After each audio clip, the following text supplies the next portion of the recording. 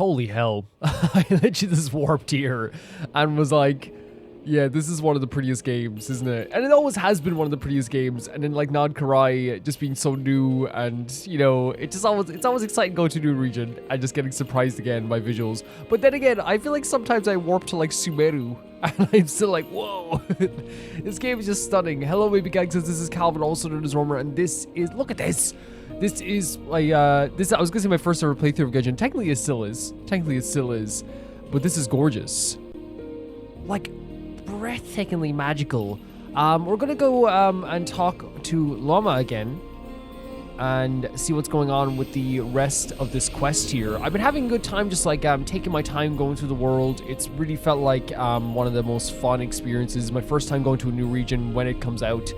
I'm excited to see. Sorry, the music always stops me in my tracks. So this game is just constantly stopping me in my tracks.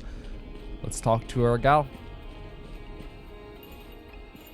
Oh, this music, but look at the it's like an elk, I guess, an elk. And there's more people hanging around here too as well. So these are the Frostmoon Scions. Are they, no way, are they like showing respect to her? That is so freaking cool. This game, oh my god, look at them. I have chills, I have so much chills. With this music in the background as well. Oh, Lady Llama, you're back. This music is so gorgeous. It's so stunning. Rita. No, this is, they did this amazingly so. The energy that she gives off just walking through this place, day having... or night, may the blessings of the moon goddess shine down upon you. Oh, look at the cat. Having animals like bow to her and having like these people do these hand symbols to her as well. Like with this music in the background, there is like this magical, fantastical vibe, but there's also like this masterfully beautiful presence that she gives off, right? This is the girl area who was You have returned. Yeah. It was during, remember that at the stall, they were having like a fight as well with the Fatui. She was there too. Wilhelmina, this is the Traveler and Paimon. Kindly arrange for 2 additional dinner settings for our honored guests. Yeah, man, the idea of having dinner with the Frostmoon Scions, so fun. Of course, my lady. Love your hair as well. Wow, everyone along the way here pretty much saluted you. Yeah. Are you like super important around here? Appears to be. Look at even like the way like the particles go off the ground there as well. It's really pretty. I am but a moon chanter, one entrusted to convey the moon goddess's will. Nothing more. So you're like, I don't know what the real world equivalent to that would be. Like, I don't know, like someone that is appointed by like God. That's what it is. Someone who's like appointed by God. She's just being modest. The moon chanter holds the highest rank among us Frostmoon Scions. Llama is our leader. She's has a stunning hairstyle, by the way, Llama. Wilhelmina? I know. I'll send word to the kitchen. 2 meals coming up. So she is a little bit modest then. Or at least she doesn't want to like flaunt the idea of like who she is, I guess. Whoa, Paimon had no idea you were such a big shot.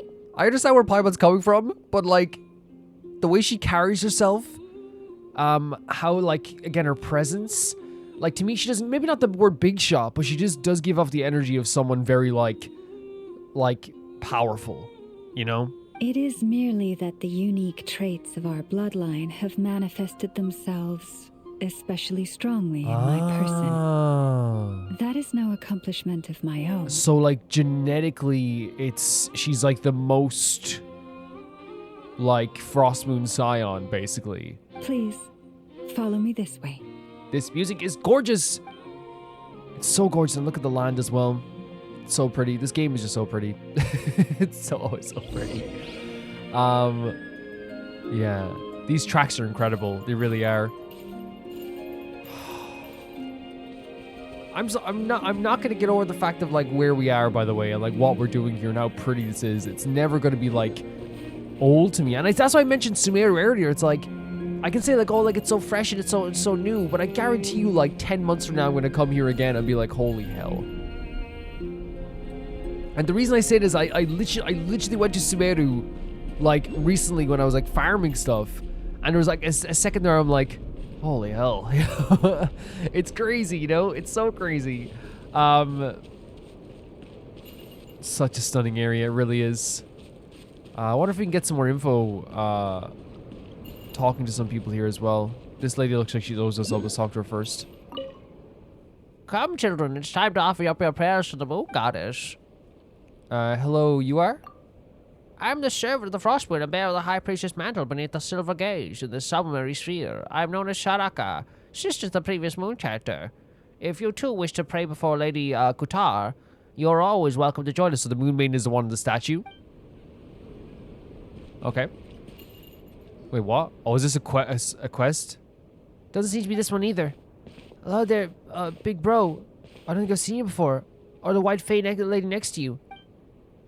Welcome to the Frostmoon Enclave. Is there anything I can help you with?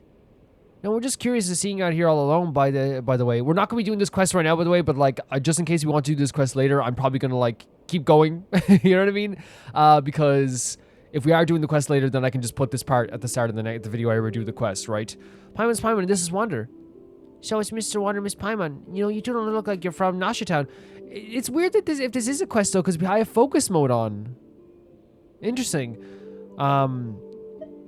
We're adventurers. Yeah, super awesome adventures at that. Must be nice, though, traveling around with your best friends, seeing the world together. It really is. It's lovely. It really is. We've been to so many places already. What about you? What were you doing out here just now? I was looking for pretty stones. Oh, Paimon gets it. You collect them, right? You're not the only one. Some grown-ups are super into that, too. No, I'm just going to use the pretty stones to bribe Mai into kidnap. What? Okay, yeah, what are you talking about? That's not what I was expecting. You never heard of the story of the legendary thief Reed Miller and the Fey Princess? Well, Mai told me it's super famous outside. Come, lady with moonlit eyes, let me steal your heart for this jewel that matches your gaze and whisk you away from this gilded cage. I'm not really sure what it means, but if you give someone something they like that, that means you can go on an adventure with them, right? That's not what it means at all. Yeah, it actually means it's not exactly a story for kids. the eyes of Paimon there. By the way, who is this Mai you're talking about? Telling kids strange stories like that sounds kind of questionable. She's not a bad person. She's about the same age as me. She's an adventurer too, just like you two. I caught her sneaking around near a camp once, so I made her tell me a story. For some reason, she seemed to think we were a scary cult of weirdos who sacrificed kidnapped kids to the moon goddess. She tried to act all calm while begging me not to kill her. What kind of weird misunderstanding is that? You had to think the Frostmoon Scions are killing kids? Well, I have no idea where she even heard something like that. It's so strange, but since it sounded kind of funny, I didn't bother correct. What? That's exactly what you should. Yeah, you look, again, you're a kid, so obviously, like, you're making weird decisions, of course. But yeah, for sure, in future, be like, no, we do not do that. Anyway, in exchange, she promised to be my best friend and told me lots of stories. Oh my god, so she got a best friend out of not killing someone and sacrificing someone, basically. That's the perspective of the other person. Mom and Dad never let me read stories from the outside world, saying only non-believers would like such wordless things, but my stories were really interesting. That's interesting that we're learning that maybe, like, there's a part of the Frostmoon Scions that don't let outside knowledge, I guess, or, like, outside stories come in and permeate their world. Interesting. Maybe it's just a specific family. Like the fisherman who fell in love with Faye, and a thief who died 3 times but escaped from the lady in the underworld thrice, and the changeling who longed to become human. There were kind people, not so kind people, and really, really bad people, rich or poor, good or evil. In the end, everyone dies in misery. Jesus. Okay, your parents have a point. Those are pretty messed up. Honestly, though, like, that falls in line with a lot of folk tales and fairy tales. Especially, I think, like, from, like, a lot of European countries as well. A lot of the fairy tales and folk tales end with, like, and the child was punished greatly. You know, they end like that. It's always like, and even like nursery rhymes that we used to sing as a kid, like in Ireland, like they usually end in like, and everyone died. You're like, Jesus Christ, you know? It's like, I think it's a pretty common thing. Your parents have a point. Those are pretty messed up. Well, I really want to hear the whole thing. Could you tell me more? Let's say the top one just for now. You're definitely not the kind of stories you tell kids. Kids were told, again, it's just one of those things like I feel like folk tales, fairy tales have I think it's one of those things as well when you think about it, like with, like, say, like even like Cinderella, or no, like a good example is Snow White, right? That's a fairy tale that like is like pretty famous now. But the reason why like you know, you can say, like, we don't see it as dark anymore because it's so magical and fantastical, and Disney has kind of Disney-fied it. But if you really think about it, like an evil witch, like, you know, poisoning this girl with an apple and all this stuff as well, like that's you know, that's dark as well. It's really dark. But because it's like, we're so desensitized now, we don't see that as dark anymore. You know what I mean? The Hansel and Gretel, like, you know, burning the witch and trying to eat the kids. Again, it's like, when you really think about it, it's like, that's dark as heck. It's so dark. But we read those as a kid. I'm not kidding anymore. My also said the outside world is way too dangerous for someone like me. Which is kind of rich from her. She can't even use her blessing on the moon, on the moon goddess, and she's about the same age as me. She's fine. I'm super smart anyway, but before I caught her, she kept muttering about some stone. That means she must be looking for some pretty stones, right? If I find the pretty stones, I bet I can bribe her with ease. Just like I rebid a Lord Fay with a lady away. She'll take me away from here, right? So she wants to kind of see the world, I'm guessing. Can you not use the word bribe like that? You're just giving your friend a nice gift. That's totally normal. No need to make it sound weird. We're looking around the area anyway, so if we find any pretty pieces, we'll bring them back to you. Wow, really, thank you so much. Interesting story, because like I feel like we didn't learn. Obviously, I'm not saying like we learned a massive amount from that, right, or like anything like that. But like, there's a possibility that there is like not an allowance of maybe outside stories in some way, I guess. Greetings, traveler from afar. We the Frostmoon Scions bid you welcome. May the light of the moon goddess guide your way. Tell me a bit about yourselves. We're the loyal servants of Lady Kuutar. That's the statue of Lady Kuutar, is the guardian of kindness and warmth, the sole light amid the darkness. She's the most generous in answering our prayers. In this dark and desolate land, only moonlight can bring peace and tranquility. So she is like the light in the darkness. She is like someone who answers her prayers. Okay. I had focus mode on this. I do have focus mode. Maybe it's only for... Oh, sorry. For Vanessa. Cupboard chair all fixed. Still need to go into town and pick up some materials.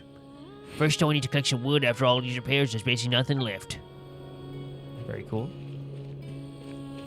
I wanted to make it a point, like when I was playing this game, to talk to more people, I guess, as we're doing this, especially since we're like, you know, going into a new region like this. So all the people that like were here are gone, but they were here for the cutscene. And honestly, like I'm not opposed to that.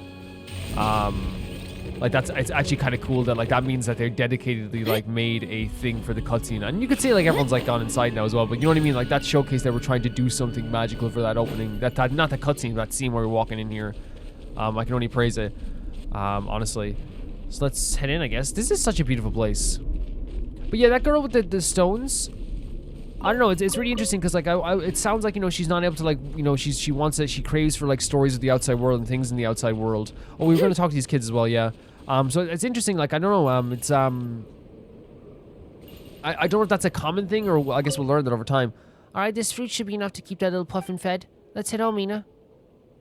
I said we should have picked so much. There's no way the little puffin could eat all this. In that case, how about we help out? Look, with that injury, it probably doesn't have much appetite. But with us here, maybe we can encourage it to eat a little more. We might speed up the recovery. When did you become an expert looking after animals? Then again, I guess you're right. While Granny Sakara is busy, it's up to us to look after it. So looking after an animal as well? Yeah, let's go in and talk to, I guess go to Llama's library. Oh my god, we're going inside this area as well. Oh, Rita. Quiet days like these, guess they're not so bad either. What are you doing? I'm not doing anything, just sitting here thinking about things. For example, the Acolyte exams are coming up and I've hardly prepared. It's not easy to memorize every prayer that every Moonchatter has ever recorded. However, even if I don't pass, I can't keep being on a regular follower. And everything will stay peaceful and quiet as it is now. It doesn't sound all bad. Really, in fact, it sounds really great. About the exams. Well, regular followers like me need to pass exams for hymns and blessings. Okay, before we become an Acolyte. So you need to pass an exam to become an Acolyte. Then if we can show ourselves as devout and reliable as Enruth and Vernaska, I might one day rise to the rank of priestess. But that requires me to take a great responsibility, so I'm better off staying as I am now, I think. I mean, it's one of those things where like that can be worry, right? Taking on a big responsibility. Is this mine? You can have it. Thank you. Are these edible? The music here is so stunning. How do we get to the library? Oh, through here. Perfect. Yeah, like I really feel like I love the and again I didn't always do it in like I did it like really early on, and then I feel like, you know, not that I didn't want to talk to people, but I feel like I just like didn't think of it at the time because I was like, you know, like I don't know what was happening, maybe because we were doing so much Genshin. But I feel like, you know, now that like we're releasing this in patches and stuff like that, I think it makes 100% to like, you know, take our time. Like I'm not going to be rushing through any of this, guys. There's not an ounce of me that's going to be rushing through these acts. Because of that, by the way, there is a quest here that they recommend you do this Clinkan Clash after Act 2, But a patron of mine was let me know that like I could do it after Act 1 and it wouldn't really ruin the experience. The reason why you're probably like, 11 days is a lot. Obviously, I don't only do Genshin on the channel, and I want to be able to take my time with this. Like, I even like thought when I thought I had to do this, I was like, oh man, I might have to like crunch and not like am I gonna have to not like explore as much? Am I not gonna, all this stuff? Like I was like, am I gonna have to like, not rush, but like, is there a situation where like to get to do that quest with all you guys? Look at that statue over there. Like I'm gonna have to like feel like, oh, like I have to make sure I get these acts done, which I'm so glad that like apparently like it doesn't ruin the experience to do that after Act 1. And it's the best case scenario for someone like me who takes forever to go through this stuff. That statue is incredible over there. It really is. But yeah, I'm going to be taking my time through this stuff. I really am. I can't rush through this. I just can't. This is an experience. We're living in this world for the next while. We're living in Not Cry for a year. That's what we're doing. We're living in Not Cry for a year. Oh my god, even like this scene. She's like, what took you so long? Did you talk to everybody? Even to this day, I am still trying to piece together the many fragments of our past. It is a story not only of the Frostmoon Scions, but also of the moons themselves. Okay, so like, we know about like the idea of like the pulling down of the moons as well, right? A story of the moons? And that ties to the Frostmoon Scion history as well. I'm never not gonna be shocked by how beautiful the music is. Yes. We Frostmoon Scions are the last descendants of the ancient golden realm of Hyperborea. Okay. Its former glory may have faded, but what remains is a memory uniquely ours. So they are like the last line of descendants of this golden realm. In the distant past, Tevat had music. not just one moon, but 3. It is said that they were created by the primordial master of this world, cast into the firmament to keep peace in the land below. This is the lore of the 3 moon sisters as well, right? Like obviously like, I'm not like as well versed as you guys will be in that stuff. But obviously like this is what probably is leaning into for sure, right? Firstborn was the eternal moon, Wait, are you serious? largest of the 3. Legend has it that it was her immense Kuvaki that gave rise to the ocean tides. So the first moon gave rise to the ocean tides.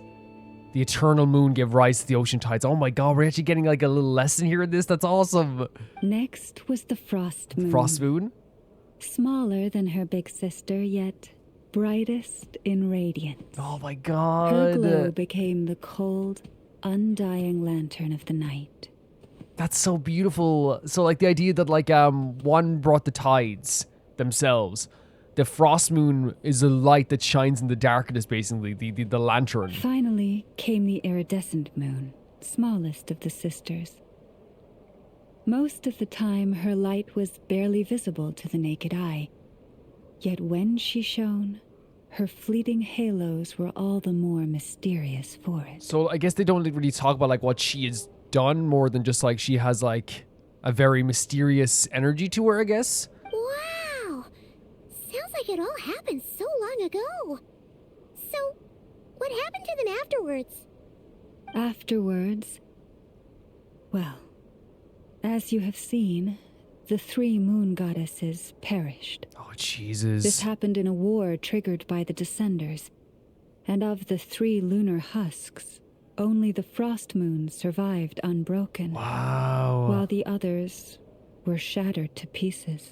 So this was the war that was this the war that was brought by the primordial ones, right? From obviously from outside Tevat, they came into Tevat. But you're saying here, out of all the goddesses, the only one that kind of survived that wasn't broken, the lunar husk, was the Frostmoon Scion. Oh, so that's why there were ancient moon's remnants in the sky. They were like broken pieces of the husks. Yes. It is also said that when the moons shattered, most of their fragments rained down upon this land Gorgeous. like stardust. That is why Nodcry is blessed with such an abundance of Kuvaki. So when the husk shattered, it basically like it's like almost like, and this is such a bad analogy, like salt sprinkling down on a meal. It was like a bunch of like different fragments sprinkling down over the area. That's why this place is like so in tune with this stuff as well, which I think again story-wise makes perfect sense, where like you don't have like these same like terms in every single world as well, because obviously like it kind of like rained down mostly here, right? This is so cool that we're hearing all this as well. I know like some of it is some stuff that like, you know, is part of the lore of the moods as well. I know sometimes people would hear this before they go into the game as well. Like a lot of this stuff, like I usually hear it in game as well. I cannot get over how pretty the walk up to the statue, up to that gigantic pillar is. As for the remnant that the Fatui recently pulled down, that belonged to the Eternal Moon. The one that can control the tides, right? Or brought the tides. Jesus Christ. Like the Fatui literally dragging down moods from that are remnants of goddesses. Wait a sec. Husks. But you just said that 2 of the moons were shattered, so where are the remnants of the iridescent moon? Yeah, the more mysterious one, right? The iridescent moon's remnants were never Oh, found. Jesus. What happened to her after the war remains a mystery. Some say she vanished in an instant, while others believe that her remnants are simply too delicate to leave a trace. I love when cultures and like worlds have like a mystery to them like that. You know, no one knows what happened to this person to that day, you know? It's like so interesting. 3 moons, I wonder which one the Conrian Crimson Moon is related to. Great question. I didn't even think to bring that up in this moment. Look at this boy. Yet, though the era of the 3 moons has long since faded into legend, successive generations of Frostmoon Scions have always passed down a prophecy that one day the moon goddess would return. That's so again, I love a prophecy as well. So the idea that like the what to call it? So they call it the 3 names are the Eternal, the Iridescent, and the Frostmoon. Yeah, the Frostmoon. I love how I blanked on Frostmoon, the most understandable of all of them that we've heard so far. Like we've heard it everywhere, but yeah, that they would return. In the end, that prophecy did indeed come to pass. Huh? Though not quite. What do you mean? Lady Llama. Wait. Lady Llama, are you there? Oh my God, what's happened? Cappy, what is the matter? Lady Llama, it's my daughter, Kaarina. Her illness. Oh, she looks tired. Take me to her, right away. So she said that one of the prophecies did, in fact, potentially come true. So, but like not in the way that they thought it was going to be. I love the storytelling of this. I love what they've done with the lore and the prophecies and the ideas behind this. It's so freaking cool. Wait, nonsensical stories? You don't believe in this stuff? Children shouldn't be exposed to nonsensical stories. Nonsensical stories? You know what I mean. Love and romance, fighting and death, especially those tall tales about the thief Reed Miller. It's just, oh, that's the one we were talking about down there. Just leads him astray.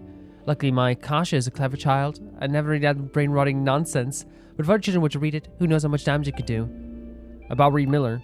He's just a troublemaking thief from 100 years ago. I had no idea why anyone would write stories about something like that. Stealing from the governor's palace, falling in love with the Fae governor's adopted daughter, and even some utter claptrap out of the holy lady of the Frostmoon Scions falling madly in love with him. You seem familiar? Familiar? How could I possibly be familiar with such an absurd thing? Oh yeah, of the actual book. Okay, not familiar with us. Oh, mysterious maiden, even the greatest treasures of the Frostmoon Scions, pale in comparison to your beauty and warmth. Now be so kind as to return every last coin of that ill-gotten wealth. Obviously, I've never even had such ridiculous thing said to me. In any case, dear, my dear Kasha can't be exposed to just frivolities. Children should focus on developing their virtues until they become pure as the moonlight. Yeah, the stuff with the Frostmoon like possibly returning, but they said she returned, that the prophecy did come true, but we don't know exactly like how it came true. Like maybe it's not what we expected. The Traveler also saying like, oh, like I wonder how this is related to Crimson Moon, and I wonder if that is something to do with the Iridescent Moon and the mystery of the Iridescent Moon, because we've been seeing the Crimson Moon, like we've seen a lot in imagery throughout the game. So I wonder where that is like gonna come back into play in this story as well. I love the idea of prophecies and stuff like that as well, and the idea of the stories going like this too. It actually like before we check in the sick child, because I don't want to interrupt the poor sick child when we talk to her. It actually does have like such a great like it not only does it add like a mystery to the story, but like to me it makes everything, as I said, like fantastical and mystical in a way that like makes you like feel like you're I don't know, like in this different world, right? It feels like I'm in Nod Krai now. Not just like talking to the people, which is great, seeing the locations, listening to all the music and all this stuff. That's fantastic as well. But hearing about their history, hearing about their prophecies, it makes me more in tune with the universe itself. You know, like the same way when we went to Sumeru and they talked about the idea of like, oh, you can hear like someone talking in your dreams. Or when you go to like Fontaine and talk about the prophecy of the place drowning, or the stuff with the flame in Natlan. There's always something that is like, okay, this is part of their culture, and it makes me like sit in. It's like we've already like had like a big parts of like immersion in their world, and this like makes me lock in a bit, you know. This poor kid. Kaarina. It's not good, is it? Her sensitivity to Kuvaki is flaring up again. After her last treatment, did you follow my advice and seek medical help in Nasha Town? Okay, so there's like doctors in Nasha Town. But those doctors are all Snezhnayan. They're outsiders, compatriots of those brutes who invaded our homeland. No. How can we possibly trust them? So it is like a cultural battle thing where it's like, I don't want to bring them to like the enemy. Not all outsiders are enemies, Yeah. Cappy. They've been treating this condition for generations. 100%, they have yeah. the experience we lack. And I'm saying 100% because it's one of those situations where in this case it is like to these people it's an invading force that is changing Nod Krai. We know that the marionette said she's trying to like take Nod Krai and control Nod Krai. But as we've learned throughout the years that not all Snezhnayans and not all like even not all of Fatui are going to be bad, you know. But I understand from like the perspective of like someone who's like in the midst of like a possible takeover, feeling like, but they've come to take us over, even though like that's not all Snezhnayans, that's not all Fatui. Yeah. But we're Frostmoon Scions. Should we not remember what the outsiders did to our moons? Surely the Lady Kuutar will reward our devotion. It's hard because she's obviously blinded by fear and her upset about what happened with the moons, right? But she needs to realize like that like her child is above this. Her child is above like any like feelings you might have towards like the Fatui. And again, Fatui does not equal always Snezhnaya. That's the thing. It's not just like that. That's, you can't look at it that way. You just can't. But Cappy, Kuutar is long... This isn't the time for debate. Llama seems like she has like a very grounded approach to all this, right? Even though she is like very like, as we said, fantastical. O lost child, What's she doing? snow-swept and buffeted by the howling winds of the frigid night, let not the silver flame within you fade. By the frost moon's grace, I shall warm you, curled up as a fledgling in frozen soil. But she's able to do this enchantment. I wonder what that does, though. Huh? Praise be to the moon goddess, my Kaarina. What did she do? What did she do? And she looks like she's tired after that as well. Remember, she must take powdered lacca berries daily. It will ease her symptoms. So like medicinal berries, I guess? Did she just use her own power to heal? That's what I'm saying. Like, she looked very tired after that, for sure. Llama? Philomena again. Philomena, what is it? Dinner is ready. Oh, lovely. Very nice. I see. She seems exhausted after Cappy, that. let her rest here for the night. I'll have someone bring her a blanket. All right. Thank you so much, Lady Llama. Yeah, very tough situation there. Very tough. And it's obviously it's easy for me to say put your kid before, but like that's what you need to do. Like, and again, I think it needs to be like, and see, clearly Llama feels this way, right, and knows this because it's the truth. Like, you can't paint a brush over all Snezhnayans with the same brush that, like, I can't just like put the marionette paint on the brush and just paint all Snezhnayans. That'd be wrong. And obviously, from her perspective, this girl, what she's thinking right now is like, they're taking over our Nod Krai. They're building all these big machines. They've strong-armed us. We've seen them do this in the middle of Nasha Town, trying to strong-arm their way towards the Frostmoon Scions, right? Like, trying to be very, very, very rude and strong-army towards them. So there's this feeling of like oh, the Snezhnaya, like you can think to yourself like, oh, Snezhnaya is trying to take over non-Krai, but like I wonder if it is like one of those things. Again, no, I wonder if it's one of those things. It's like, again, you can't paint this, even with the Fatui, by the way, you can't paint with the same brush, because again, I wouldn't put Dotori paint on my brush and paint child. You know what I mean? I would not. I could not do that. I wouldn't put the same way you like, and it's not even like in a bad way. I wouldn't put child paint on Tartaglia paint on the knave. And I wouldn't put the knave paint on Tartaglia. I wouldn't put the knave paint on... you can't. They're different. It's very unique. But it's really sad that, like, someone is, like, has that much of a hatred in their heart that they wouldn't... That, in their head, they want to help their child, but they're like, I can't bring them to the enemy, I can't bring them here, Anything we can do to help? Yeah. If there's anything at all we can do, please don't hesitate to ask. 110%. 110%. Thank you for your kindness. For now, though, Kaarina should be fine. She'll be feeling Beautiful a name. lot better tomorrow. Yeah, but I wonder if it's like the way, like, because she said bring her to the doctor, so I wonder if this is like she said for now as well, so I wonder if it's like a band-aid fix. Judging from what we saw, it doesn't look like a long-term, it looks like a band-aid fix, 100%.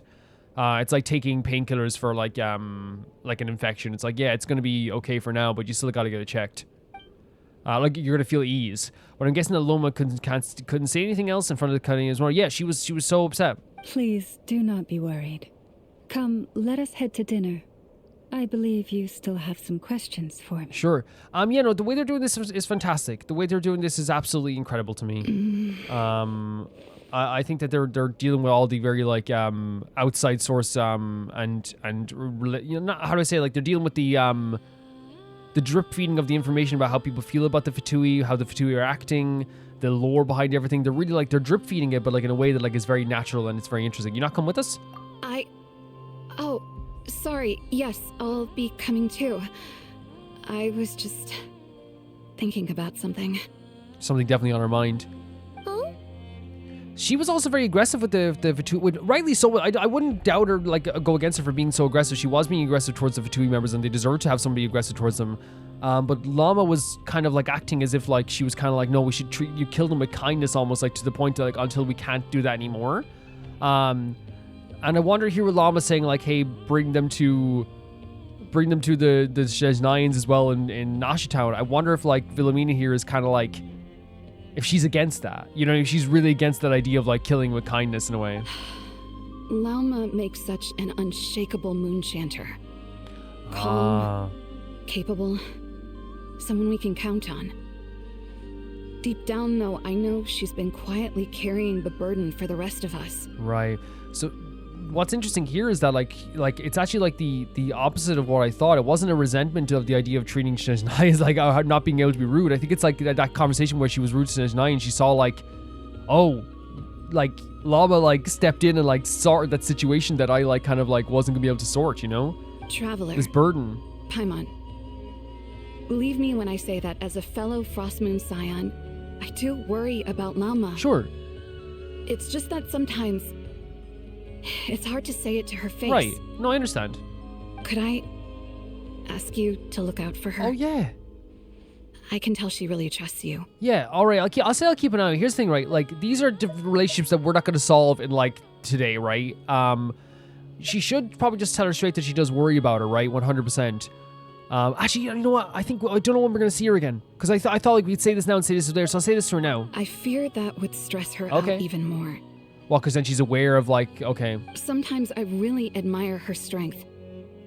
But at the same time, I can't help feeling powerless myself. Right. And that makes sense now. That turns the whole thing on its head. Because I was thinking for a second, like, oh, maybe it's, like, the reason why she was a little bit, like, upset was because it's, like, like, I have to treat this, she's doing this killing with kindness, like, she's treating the Snezhnayans, like, with respect and all this stuff, and she did that at Nashitown as well, even though they were, the Fatui at the time, Snezhnayans were rude. But in reality, it's actually, like, that moment where she, like, stepped in and, like, sorted that problem out, she saw it as, like, oh my god, another issue solved by Llama. Another issue. Another thing that she has carried on her shoulders. Oh my god, she just healed this child as well for a bit as well. Without upsetting the mother. Another thing she's carrying on her shoulders. Yeah. Very, very interesting stuff. Beautiful, beautiful work here as well, right? Phew. I'm so full.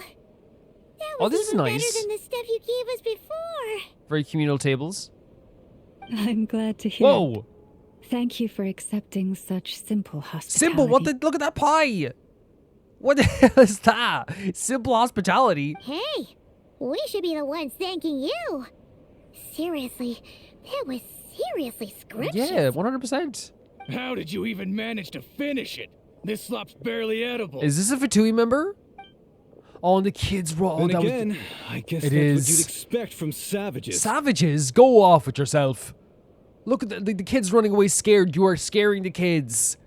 It's you! Those rude old Fatui we just met back in Nasha Town. Savage. Well- My sincerest apologies. If you found the food we gave you earlier difficult to swallow, may I suggest And again, taking here a she is deep dealing with the breath issue. and joining us. These delicacies might change your mind. It takes, I'm sorry, but it does take real, I don't care what anyone says, right? Like, it's already a very scumbag move to come in and call people savages because they live a different way to you. It's already is, right? Especially when they're clear, from the surface, they're not hurting anyone. I say from the surface because in Genshin, they could turn out like anything could happen in Genshin, right? I'm just saying that right now. But like, imagine seeing kids eating their dinner at a table, right? And going, this is my time to do this as well. Like, brutal. Absolute, like, just absolute scumbag stuff. After all, I suspect that your previous meal may have been tainted with something most unpalatable. Huh? What do you mean? Tainted with what exactly? I think I have an idea of what you might say. With the bitter snobbery of those who call themselves civilized. Yeah, she's like, it's your energy, bro. I was gonna say your energy. 110%. 110%. You couldn't enjoy it because you were too much of a snob to enjoy it. Why you? Why you're... Yes! Oh my god, don't push your luck. I love that. I love the traveler walking beside Llama like that. Freaking amazing. Looking for a fight? Bro, you don't... Sure, I'd be more than... Do you understand what this is? Do you understand what situation you're in? Hold it. We're not here to brawl. Yet. We're here on official business. We can brawl, and then you can do your official business. You can do it on the ground, on your back. You know? And you could do it like face first through those railings there. Orders from above. We're here to deliver the Frostmoon Scions a warning. Or rather, a final ultimatum. Oh, Jesus Christ. You have 3 days to hand over the relic and reveal the whereabouts of your so-called Kuutar. If you fail to do so, the Fatui will immediately begin the cleansing of East Island. Which, by the way, is the sovereign territory of the Tsaritsa of Snezhnaya. That's not how Krai works. That's not how Krai works. First of all, the word cleansing is terrifying. In this sense, it is a terrifying word for anybody who knows history, knows not even history, current day stuff.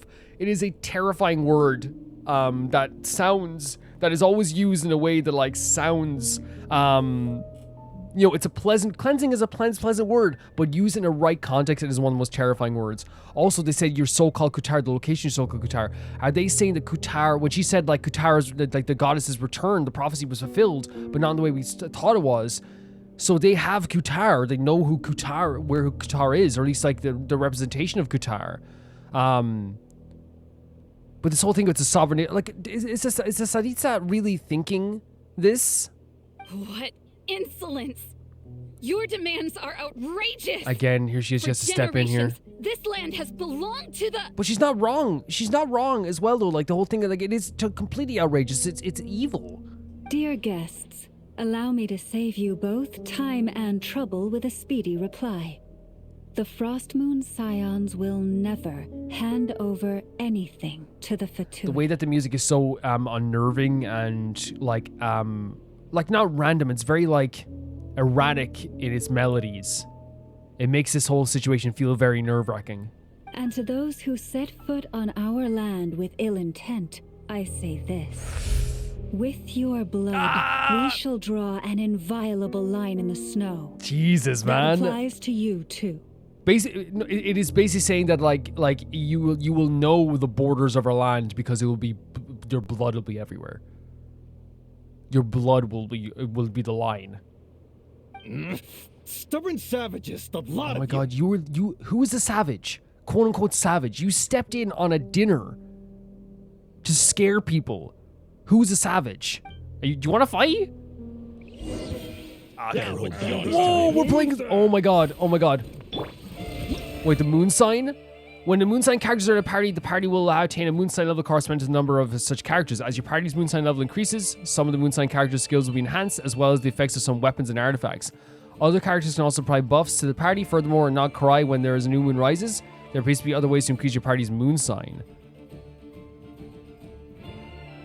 So the moon sign level increases. Some of the moon sign characters' level skills will be enhanced, as well as the effects of some weapons and artifacts. Not sure exactly, but hey, we have it. Okay, let's. We know how to use her again. We used her last week, but it has been like a while.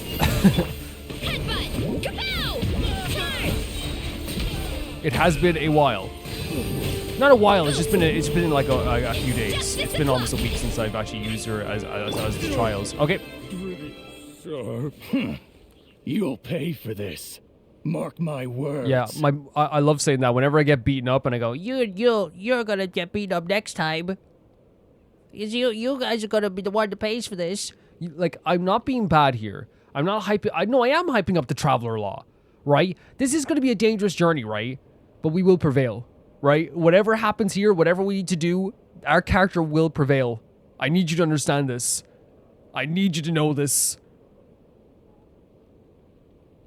Attacking a friend of the Traveler, attacking the Traveler in any way, went from being like just a common occurrence to being like what are you doing? Like, what do you think you're doing at this stage?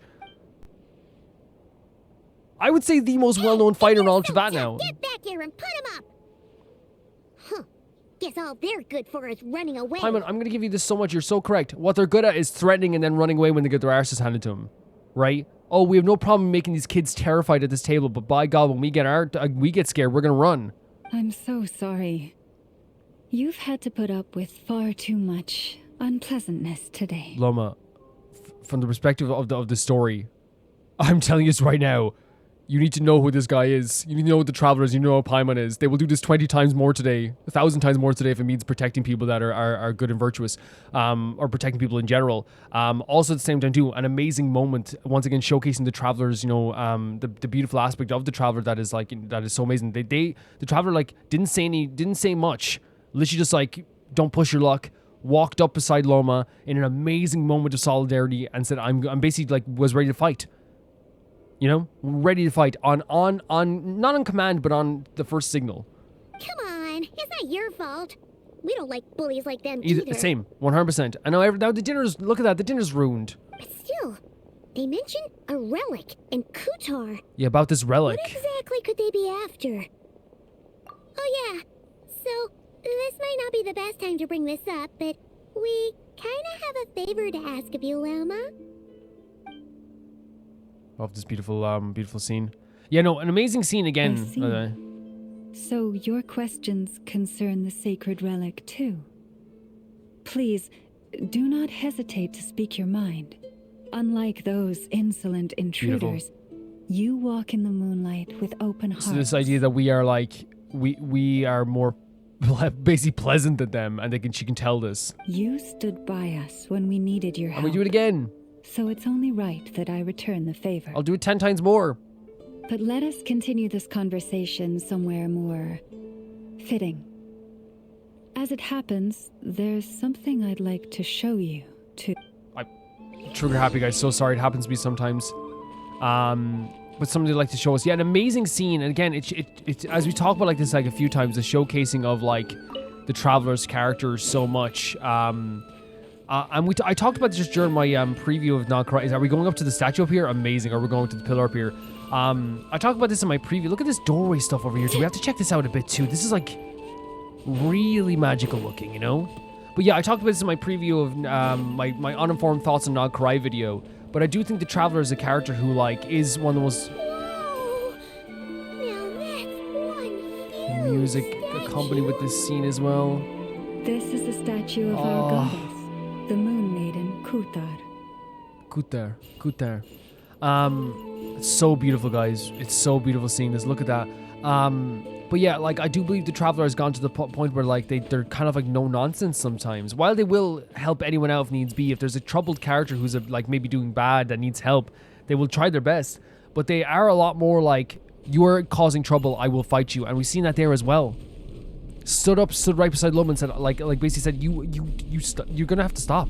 Like, you don't understand what's about to happen. This is insane, guys. It's so stunning. Like, look at that. With the statues of the Frostmoon Scions as well beside the elk. Very, very, very pretty stuff, honestly. Just unbelievably pretty stuff. Oh, thanks, Vanessa. Oh my god, there's flowers around it too. Are you joking? Like, look at that. Is it, like, I know, like, you know, like, that looks like the Damselette, right? Like, it's not just me. It can't be just me. I don't think anyone said anything last time either about it either, but, like, I think everyone kind of, like, gets the vibe of the Damselette had her eyes covered, right?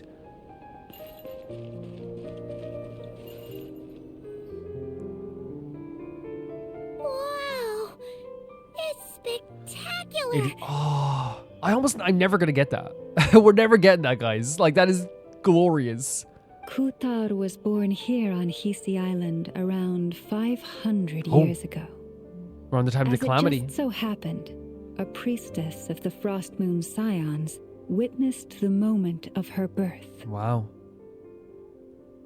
Instantly realizing that this was the prophesied rebirth, she quietly recorded the event and carved this statue to honor that miracle. So, let me just get the timeline right here. So it was 500 years ago is when they were born. And then this was the prophesized rebirth? 500 years ago was the prophesized rebirth. So it was 500 years ago when the prophecy came true? According to legend, Kuutar's birth was accompanied by the sudden appearance of many Kuhenki. Oh, look at them. Look at her. Wove the moonlight that bathed her into silken vestments fit for a goddess. So, when she was born, a lot of these little creatures were born as well.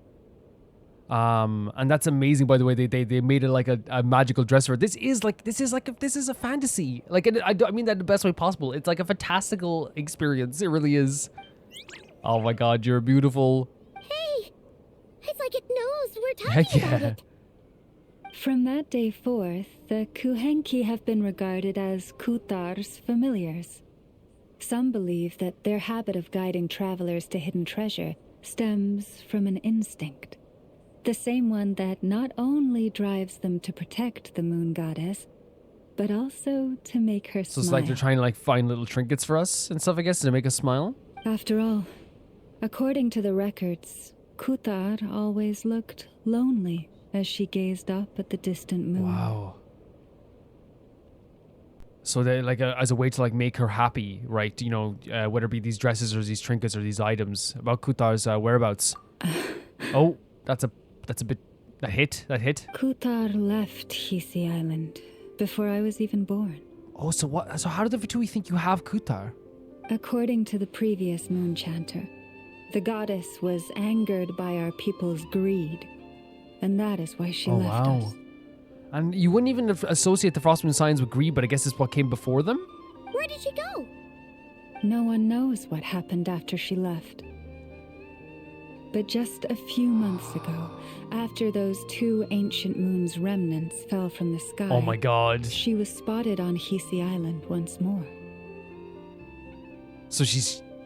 Someone saw her again, so she's maybe either like she came back or she was reincarnated again? And the Fatui have been harassing and threatening us ever since. With the Fatui involved, man.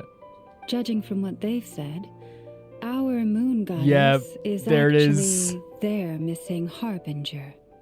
Colombina, the Damselette. Makes perfect sense. As you guys know, when I watched that Shades trailer, I closed my eyes through like the last portion of it, right? Because what I did is I only watched like the bottom half of the screen because I didn't want to see any locations of Krai, right? And one of the things that we did hear though was the idea of like, when we were looking at the trailer, one of the things we did look at was like the idea of like, the Damselette, you know, and like they were talking about her being missing or something like that. So this is like what they're saying is like she's missing. They're trying to find her. They think she's the Damselette. To them, it's Kuutar, who they've spotted as well. What an interesting dynamic for a Fatui Harbinger to be the possible goddess of the Frostmoon Scions. So interesting. The Damselette? But isn't she number 3 amongst the Fatui Harbingers? So she's actually the moon goddess. Why would she join the Fatui? If you think of it that way, like the possible moon goddess joining the Fatui is even bigger than like the Fatui being, you know what I mean? Like the way you phrase it. Say like, oh, a Fatui member, Harbinger could be the goddess. That's crazy. A goddess joined the Fatui Harbingers. Oh God, you know? That too is a question I've struggled with. But even at the best of times, understanding other people's choices is difficult, let alone those of a goddess. True, yeah. Like, and especially like, you know, when no one's been talking to her for years.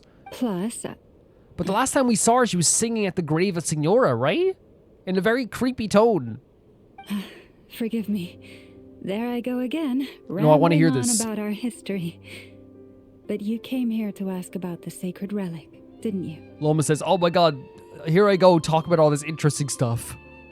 Honestly, I'm not sure which part she's more curious about now. I agree, Paimon. Like, this is crazy. So this is like the kind of like confirmation of what we saw. Like, yeah, that's the Damselette, right? They weren't hiding or anything like that. And I do like that about Genshin. They weren't trying to be mysterious and like hiding the face of the statue or like, oh, the statue's faces are broken off. It's like, no, like, look at this. Like, make that connection, you know? And I love that. I do love that. Since ancient times, the Frostmoon Scions have had in our possession a special fragment of the ancient moon's remnants.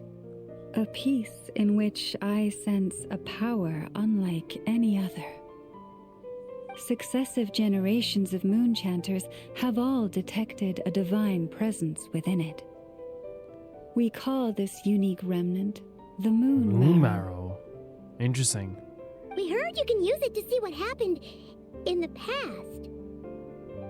What is it in particular that you seek from the past? The, our spaceship, right? Well, basically, to cut a long story short, the traveler here is actually from outside of Tibet. Oh, Are we not gonna say it? Paimon just remembered, unfortunately. Yes, 100%. Oh my God, yeah. Because if like the Descenders is what like caused the crumbling of the moon goddesses. But I shouldn't try to hide it. Yeah, I'm a Descender. Yeah, just let her know. I think being dishonest now is the worst thing we could do. Thank you. Your honesty is a sign of your trust, both in me and the Frostmoon Scions. Yeah, it would have done no good for us to lie right now. Unfortunately, though, I won't be able to use the Moon Marrow to shed light on your past just yet. Why not? Our people revere the Moon Marrow as a sacred relic. I'm only permitted to retrieve it from the secret chamber in which it is hidden once a year, on Moon Prayer Night. Okay. And when is that? Oh, really? So, when's the next Moon Prayer Night? Judging from the tides this evening, a little less than 2 months. Wait, so is that, so we're gonna have to like, we're gonna be here in Krai anyway, so like they're giving us a reason to stay here as well? Huh? Does that mean the date changes every year? The ceremony is held on the night when the moon is closest to Teyvat. Absolutely stunning. This is also when Nodkrai's Kuvaki reaches its peak. Only then can the seal on the secret chamber be lifted. Look at the light shining down here on the statue as well. So that's actually very beautiful, the idea of the moon being closest. Oh, guess we've got no choice but to True. wait. Very true. I am truly sorry that I cannot help you Jesus, don't worry about it. Don't worry about it. But, as the Moon Chanter, I swear that I will do everything I can to help you find the answers you seek. Thank you, Llama. It means a lot. It does mean a lot. Like, she's been very fantastic to us. Think nothing of it. After all you've done for us, you deserve nothing less. I'm telling you, we do it 10 more times, like, the next 2 seconds. Who'd have thought today was only our first day in Nodkrai? Feels like so much has happened already. Yeah? If I may be so bold, what does family Oh my mean to you? god. What a question. What a question. Lumine, oh my god, of course, his sister. Like, you know, his whole reason for his journey, right? The catalyst for his journey. The whole reason this started. If you were aware of something, a secret that could hurt your family, would you be honest with them? Or try to hide it? That's rough, isn't it? That's a rough question. Because I feel like any one of us in the comments or me with you guys as well could debate this for hours. And so you could surely keeping your family in the dark is never right. But come to think of it, it's not as Lumina hasn't been hiding things from me. True, very true. It's tough. Look at his, oh my god, look at his expression. He's so lost in thought now. Oh, I'm so sorry. That was a strange question. I didn't mean to put you on She has the a secret spot. she's keeping from the Frostmoon signs for sure, right? That could harm them, I'm guessing. It's okay. Don't worry about it. I guess I've just never met anyone with a story quite like yours before. I just suddenly had the urge to Fair ask. enough, honestly. It's getting late, and you two must be rather tired too. Would you like to stay the night here on Hisi Island? I can have someone prepare some lodgings. Sure. That'd be lovely. That'd be so nice. Oh, that's all right.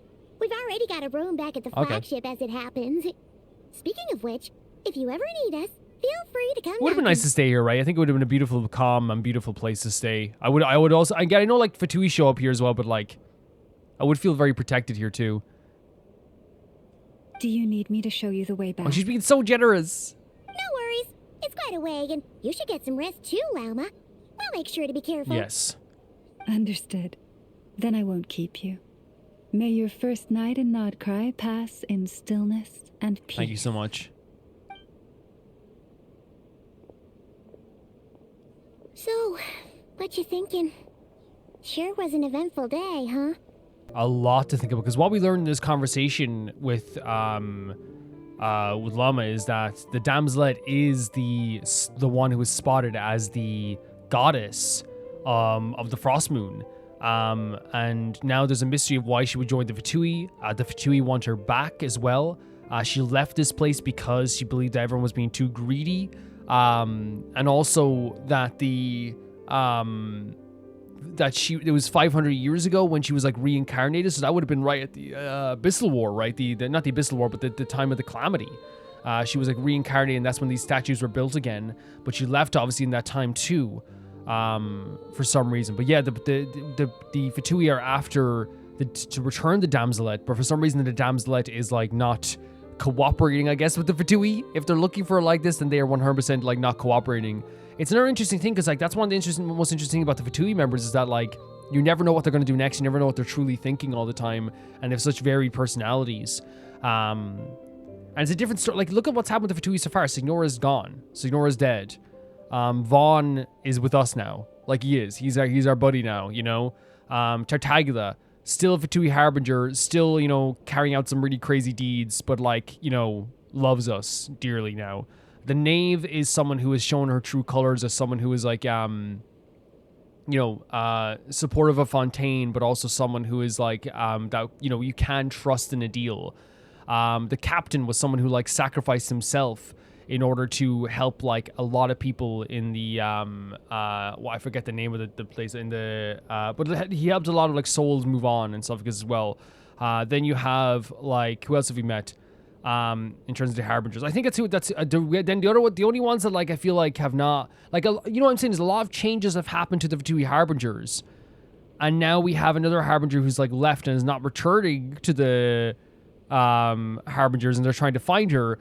We have the marionette who's like definitely trying to, at least in her own words, carrying out the will of the Fatui, and Dotori who is here as well somewhere in Krai, doing this stuff with the moons in the sky and all this stuff too. But I do love that like one of the great things with the Fatui is like you don't know what they're going to do next, because we've seen so many changes within their personalities, or a learning of their personalities and learning who they actually are is not always who we think they are there at the first moment.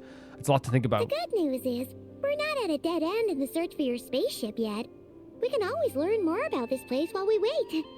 The usual drill, huh? Yeah, just hang out in a place for a year. Paimon's really really getting sleepy now. It's okay. If she gets too tired to fly back, you carry her, okay? No, I can carry you right now if you want. Okay. No problem. No problem. I will carry you right now. Look what his facial expression has changed because again, what is family? Would you keep a secret from your family? Is Llama keeping someone from the Frostmoon Scions? His facial expression has changed. His eyes have softened. Lumi, my little sister. I wonder what you're doing right. Little sister as well, by the way. I wonder what you're doing right now. Oh my god, when they faded the plaque, I thought they were going to transition to like a Lumine scene. Oh, hey. Yeah, beautiful sequence. Such a great reveal as well. And again, one of those things, it's like, you know, I think you guys would have probably like, maybe if you've, I don't know if it was in other materials and stuff like that when it came to like the stuff with the two, but like for me, like obviously I knew that they were like looking for the Damselette here. But I wasn't sure if it was like, you know, directly related or if it was that like, you know, a eye dress that all the, you know, that is a common thing that other people would wear too, like an outfit that other people would wear. I wasn't sure about that, but like, but even last time I was like, oh, this looks like the Damselette. So like, and I like that about Genshin as well. Even if you don't watch the trailers or you don't watch like all the previous stuff, I was still able to go like, oh yeah, this looks like the Damselette. And they don't hide that stuff. It's like, it's like kind of a nice build up to all this stuff as well, right? But obviously our characters have not seen the Damselette up close. That's the great thing about it. And I think that's like, oh, sorry, Jesus. Tried to big guy this gal. Hey, why should you give me a lunch money? But it is one of those things where it's like, I'm able to look at this story and I can go like, oh, is that the Damselette? But our characters don't even have that inkling, you know? It's a very interesting approach to this. Should we talk to her for a second, see what she's thinking? May the goddess guard our path. Okay, so just worshipping the statue as well. Yeah, I don't want to get rid of the, that thing in the hand. I think it's a very beautiful thing. We might keep it there. We're not going to need it anyway. So we head back to the flagship, which is like 1,000 meters away. I want to see what this thing is up here. I might get this over here too. There's so many areas to explore, by the way. And again, as I said, we're definitely doing like exploration videos and stuff like that as well. We're definitely going to be doing that. This is one of my favorite aspects as well. Is like, you know, after so I wanted to see what this is over here. So if we do this, oh, you just have to drag it along the way again. Okay. Oh, interesting. It's like a mirror.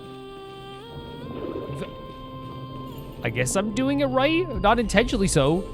That was not intentional whatsoever, but I'll take it. Yeah, the music here is so stunning, isn't it? Did that grow out of the ground?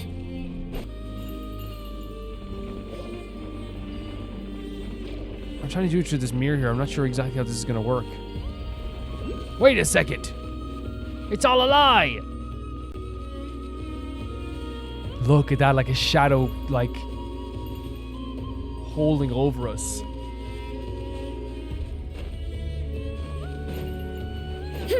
A crazy shadow in the distance. Yeah, let's head back then and then and maybe we'll go over and get this as well before we go. I'm not sure how that works there, but I want to just check out this before we go as well. There's no point in not like checking out this area before we head back. But yeah, I'm going to be doing the event then after Act 1. It's just the best way to go about it. I know like it's like recommended to do after Act 2, but like I was told that you don't really need to. The reasoning is I have is like, and I hope it's understood. Oh, look at this beast here. Let's fight him. The reason I say it is it's just like, again, I don't want to have to rush through it, as I said earlier. I don't want to have to rush through anything in this game.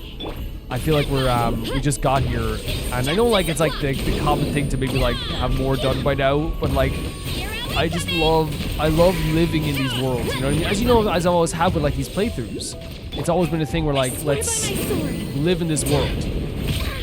Let's act like this is our place of our home for the next year. No, I know it was never a year for me, but you know what I mean? Like for Nalan, it was like the closest thing I've had because I was there for like months.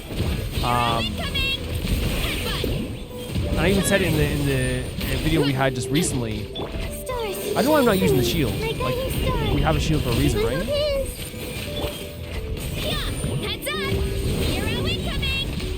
Nice stuff. But yeah, I'm not rushing through this. I'm not at all. It's not happening. Oh wow. Just one lone. Oh, I thought it was one lone hit each other over here, but like, what the hell is this? What the hell? Is this like a world quest of some kind?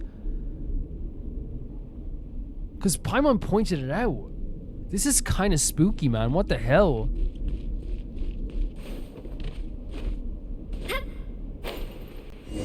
What have I done? Oh my god, it looks like even that's so scary. It looks like even bigger space down there. Hey, G, you're trying to get yourself killed? Who's that? Oh, it's a kid. Don't just stand there. Get over here and keep your voice down. Wait, what? You're scared, Palm. You shouldn't expect to find out a place like this. And why are you hiding? Shh, I told you to keep quiet, buddy. By just judging by your chubby looks, what happened to be the daughter of some Northland Fae lord? What you, kid? Watch your language. What do you mean by chubby looks? Piper's not chubby at all, and Piper's not Fae either. We're adventurers. Yeah, like he needs to learn at a young age, do not talk to someone like that. Do not. At all. Ever. We're adventurers.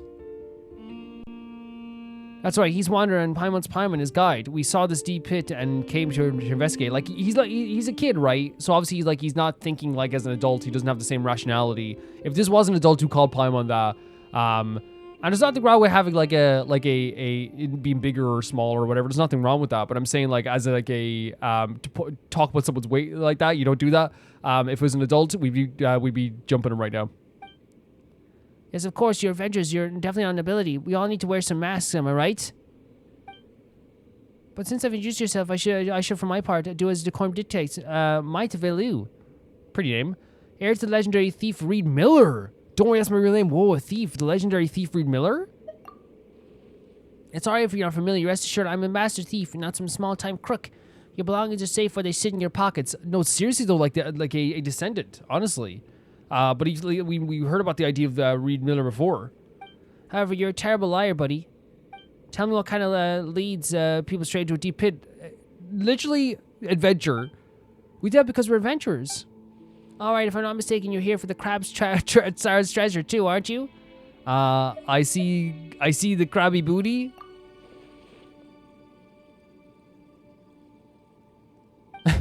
What kind of nickname is that? That's right, you know your stuff better. My target is the crab. Crabby booty. So, like, that's like pirate talk for, like, treasure. Look at this. It's terrifying to me. The most precious treasure hidden in the crab Sarah's palace below. Sargalic is sown that can manipulate human desires. That's what I seek. Oh, just hit Paimon after hearing all this about the thieves and some crab Sar. This must be some kind of children's adventure game, right? So how do you know that there's a treasure there? That's a Master Thief's secret, buddy.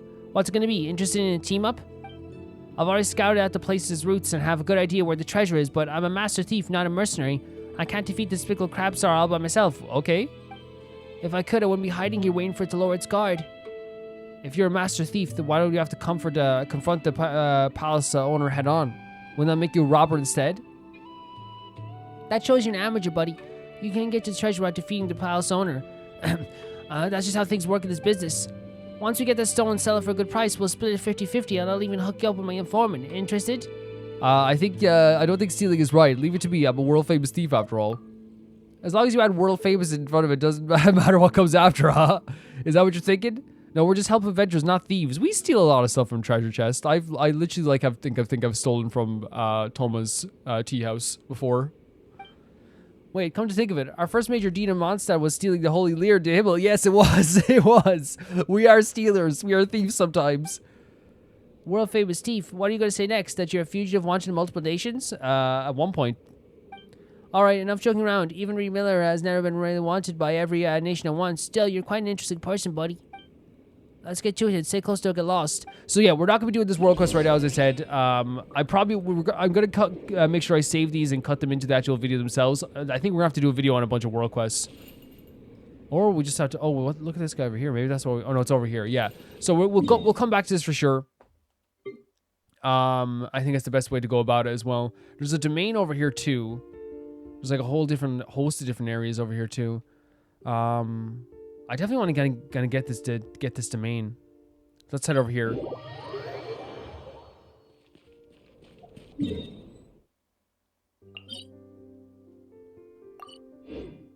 But yeah, very cool that there's like a bunch of different like world quests around here that could be like interesting to try out as well. And like, you know, we hear about the idea of Reed Miller and like, you know, oh my god, look at this, like the way the water flows. Oh, it's so freaking pretty. Like in between the two strands. So cute. This world is just cute, isn't it? It's really, really pretty.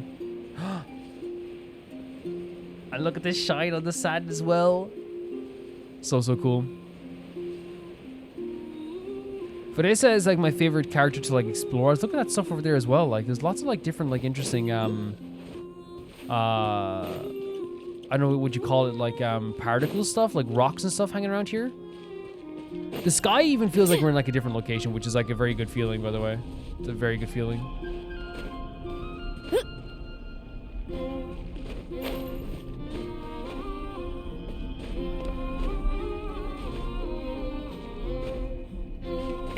Are we to? Oh my god, my one weakness, a small ledge. It's like my one thing I'm always just like, it's like a pet peeve of mine in Genshin. It's like, okay, we got it, okay. It's like Genshin, it's a small ledge, come on, like, you know, we can climb up any rock side, but not a small ledge. The water's like crystal clear, isn't it? Oh my god.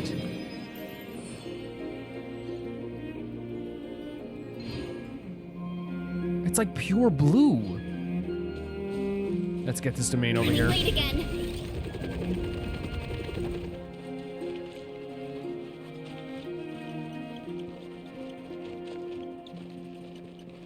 It just feels so good to be in a new area, right? That's one of my favorite things about this, honestly, for sure.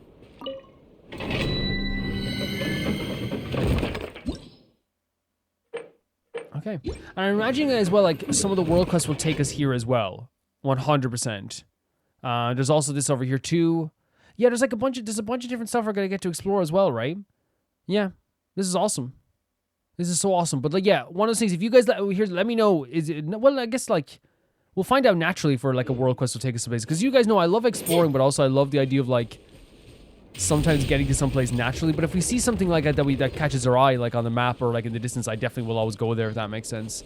Okay, so we're heading back to Nasha Town. Which is over... Wait, no, because the quest got to... Yeah. Focus mode is interesting. So focus mode doesn't stop these quests from activating at all, which is interesting. I thought that's what it did. Honestly, I do want to get this here. We definitely missed out on this before we came here as well. So freaking glorious, man. So pretty. Each area that we go into here is really, really gorgeous and really, really pretty.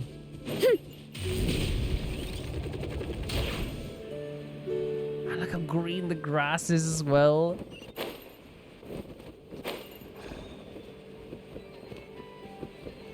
There's so many different like quests that are like... Oh my god. There's so many different quests that are activating. And it's like all kids. You're sure what's going on. We approach the little girl. What is happening? Watch out for those weasel thieves. They've been hanging out in Molly Valley for a while now. If they get you, you'll be a person with no shadow too. You'll become a person with no shadow? Weasel thieves? Where? Also, what do you mean a person with no shadow? What was that? What's up with that machine? Are the weasel thieves using it to attack us? Wait, what? Those ones where you might even be smarter than humans too. That's how they chase us all the big guys away. What the hell is happening? Now the big guys have tried and failed to do this before. You just have to remove the energy core and you're golden. They've never actually done it though, so it can't be that easy. It's literally a weasel on top of it. We can stop the weasel by grabbing the energy core, right? Come on, why don't we give it a go? We catch the door so dangerous like that when there's still a kid running around. See, guys, this is a great pie basket that I could never refuse for sure. Just keep your head down, okay, little miss? Or what's your name again? Aren't you the littlest miss here? I don't get it. Whatever, I'm Ani. And you should call me Big Sis. Little Miss is only proper. Again, because Paimon is smaller. Let's leave the titles aside for now. Come on, Water. We've got a weasel thief to bring down a peg or two. I think this is one of those things where like I feel like I should at least do the weasel thing now. Wait, is it something to do with this?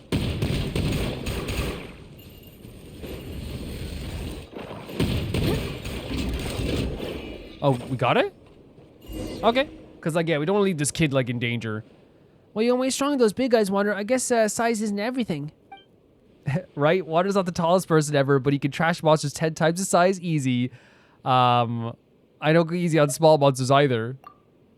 Then you can kick the weasel thieves' big boss out of Morley Valley, right, Wonder? This isn't their home, but they've always made making a mess of it anyway. Funerals that should have been held can't be, and my grandpa Moley might have been killed off because of them too. Wow. But if we're going to hold new funerals, we'll have to find all of them first. Do the weasel thieves really also Can Paimon ask, when you say funerals, do you mean people that want to hold him here? Why here of all places? Of course you do. I made all the preparations. I thought of what songs to sing. Oh my god. Have a look and do be quiet. Let them rest quietly. Ani takes a small matchbox from her pocket and opens it. A beautifully colored beetle lies on the inside. Flowery lining cloth within. There are even a few white petals adorning this. Oh my god. For like this little beetle? He's gone to eternal rest, so we've got to hold a funeral for him. But all the places I picked are those small hills with machines in them. And they've all been occupied by weasel thieves. If Grandpa Bully haven't fled by now, they're probably dead. That's how badly the weasel thieves destroyed their home.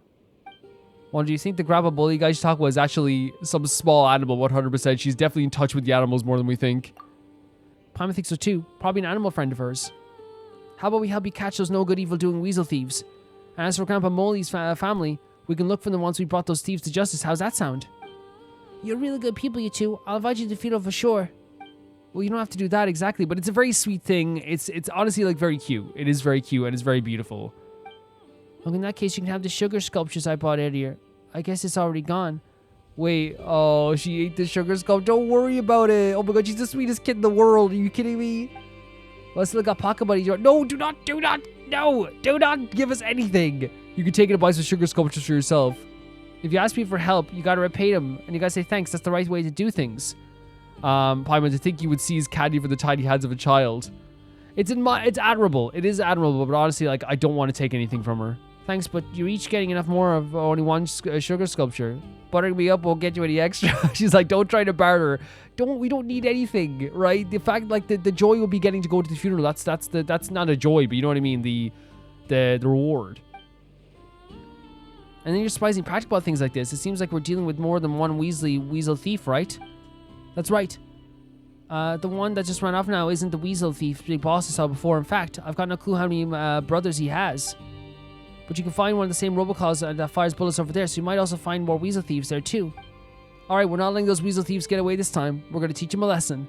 Very, very cool quest, by the way. That's another side quest that we're apparently able to do as well. I think that is... What the hell? Wait, what? Already? We're that close? Okay, it's over there. Okay.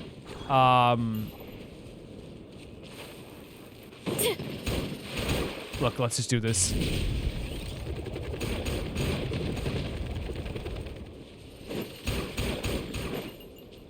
I have a soft spot for this kid. Let's do this.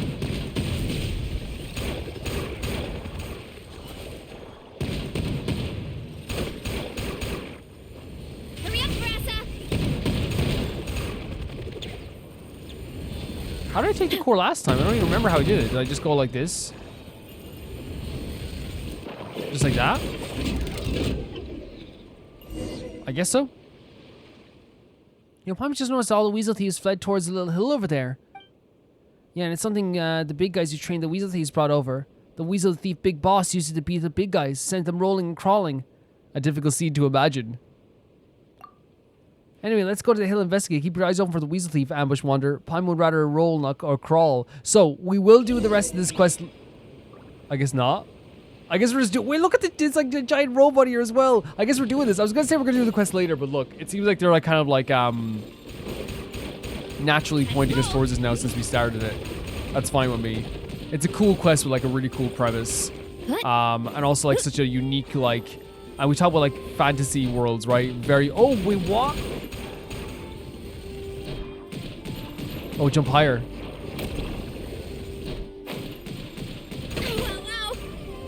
Leave it, I said. Look. Wait, no. Not now. Can we destroy it from here like this? Hey. It cannot be activated like this, okay. Wait, so what do they want us to do? Is it... Oh, do we have to shoot it in the midair, maybe?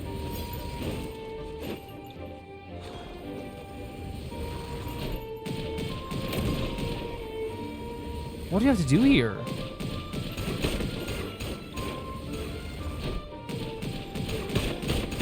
Too strong.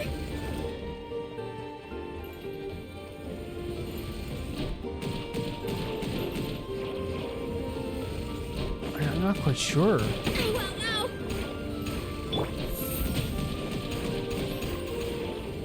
Oh, I see now. My bad.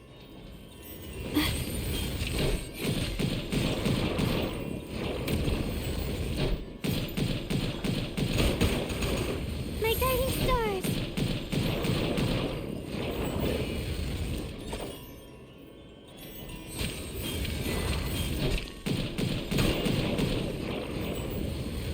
I think we have to take out the core and shoot it at them, possibly.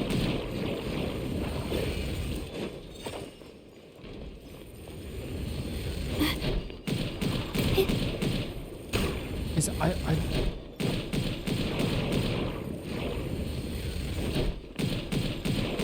we got a tutorial there, but I missed it just in that moment.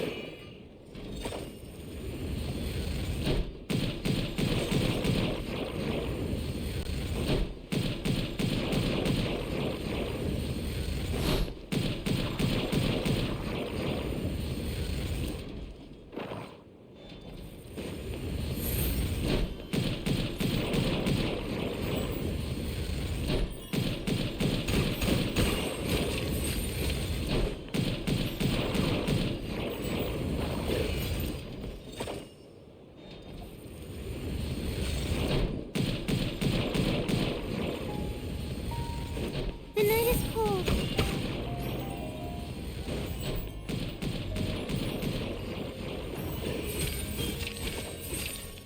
It's literally that.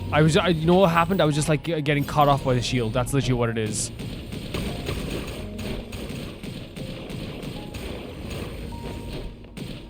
Not now.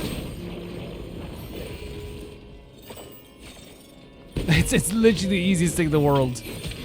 But yeah, I missed a tutorial. They did give me a tutorial. I want to make that clear as well. They gave me a tutorial.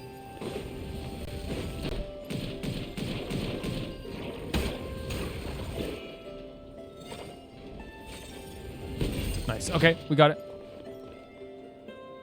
Oh, we got this as well. Lovely. All right, time to surrender. I have such a soft spot for this kid. They're adorable, and like their mission is adorable, and the whole idea of this purpose of this mission is like it just like, I don't know, it's just so like fun. All the weasels running away. Seriously, they all ran and in different directions too.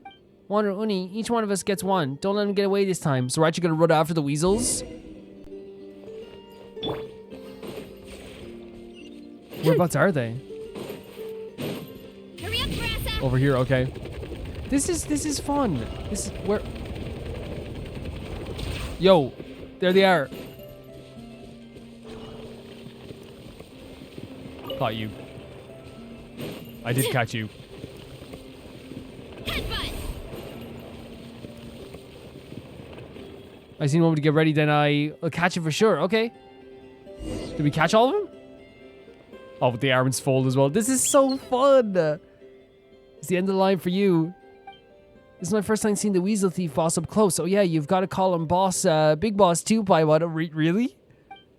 Fat chance. Paimon's gonna call this Weasel Thief Big Boss. You're right. Bad kids can't be bosses, can they? Oh my god, she's adorable. And no one's gonna attend their funerals either, even if they hold them. But look, they're so cute as well. All right, I heard Helka saying that there are strange people who eat strange meat, such as meat from weasels. And there are those who like to collect specimens. She's a weird kid. She's a weird kid. Whether eating them or collecting them, there won't be any need for a funeral afterwards. Like, I love the weirdness though. Look at this. Honey, are you seriously saying all the scary stuff with a straight face? She's adorable. Her weirdness is adorable. This one looks terrified.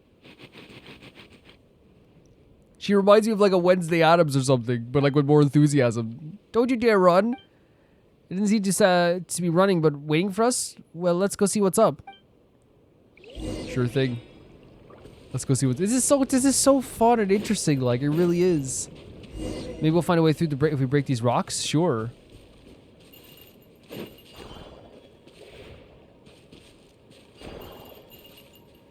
Jesus. What's inside? Hopefully not a trap. Is this gonna be like a freaking weasel den?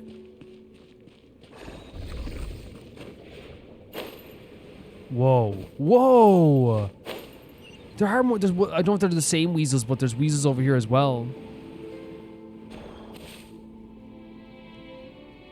Oh my god! It's the whole Molly family. Grandpa, Papa, Mama, little Molly, all the rest. So they didn't actually, like, perish. Oh, they're sniffer moles. Wait, how do you tell them apart? They all look the same to Paimon because she is a unique kid who has a heart that is so full for these animals. By their personalities, of course. You understand when you get to know them. But they're all the same about having begging stuff for humans. Sigh. Poor critters. If we went extinct, what would happen to them? Humans go extinct while sniffer moles survive? How could that happen? I mean, animals have a way, right? Sometimes. Big Sis Linnaeus says animals go extinct for all sorts of reasons. That means humans can go extinct too. How do you not know that, little Miss Paimon? How do we not know that, honestly? They say that insects predate humans. They do. And they'll probably be still around when we're gone, yeah? Wait, so humans are going to lose to insects? Oh, Paimon's kind of peeved by that. Paimon's in competition with the insects. But no, like, I understand what the kid's saying from... And I know it's like a childlike perspective as well, but like, you hear the animals can go extinct. It's like, okay, then humans can go extinct. You know what I mean? She's just thinking about it from like a perspective of like, not fairness, but like from her perspective of a child, which is like, well, if that can happen, then this can happen, you know? And like, it's not saying that humans couldn't go extinct, you know what I mean? It's just like, obviously, like,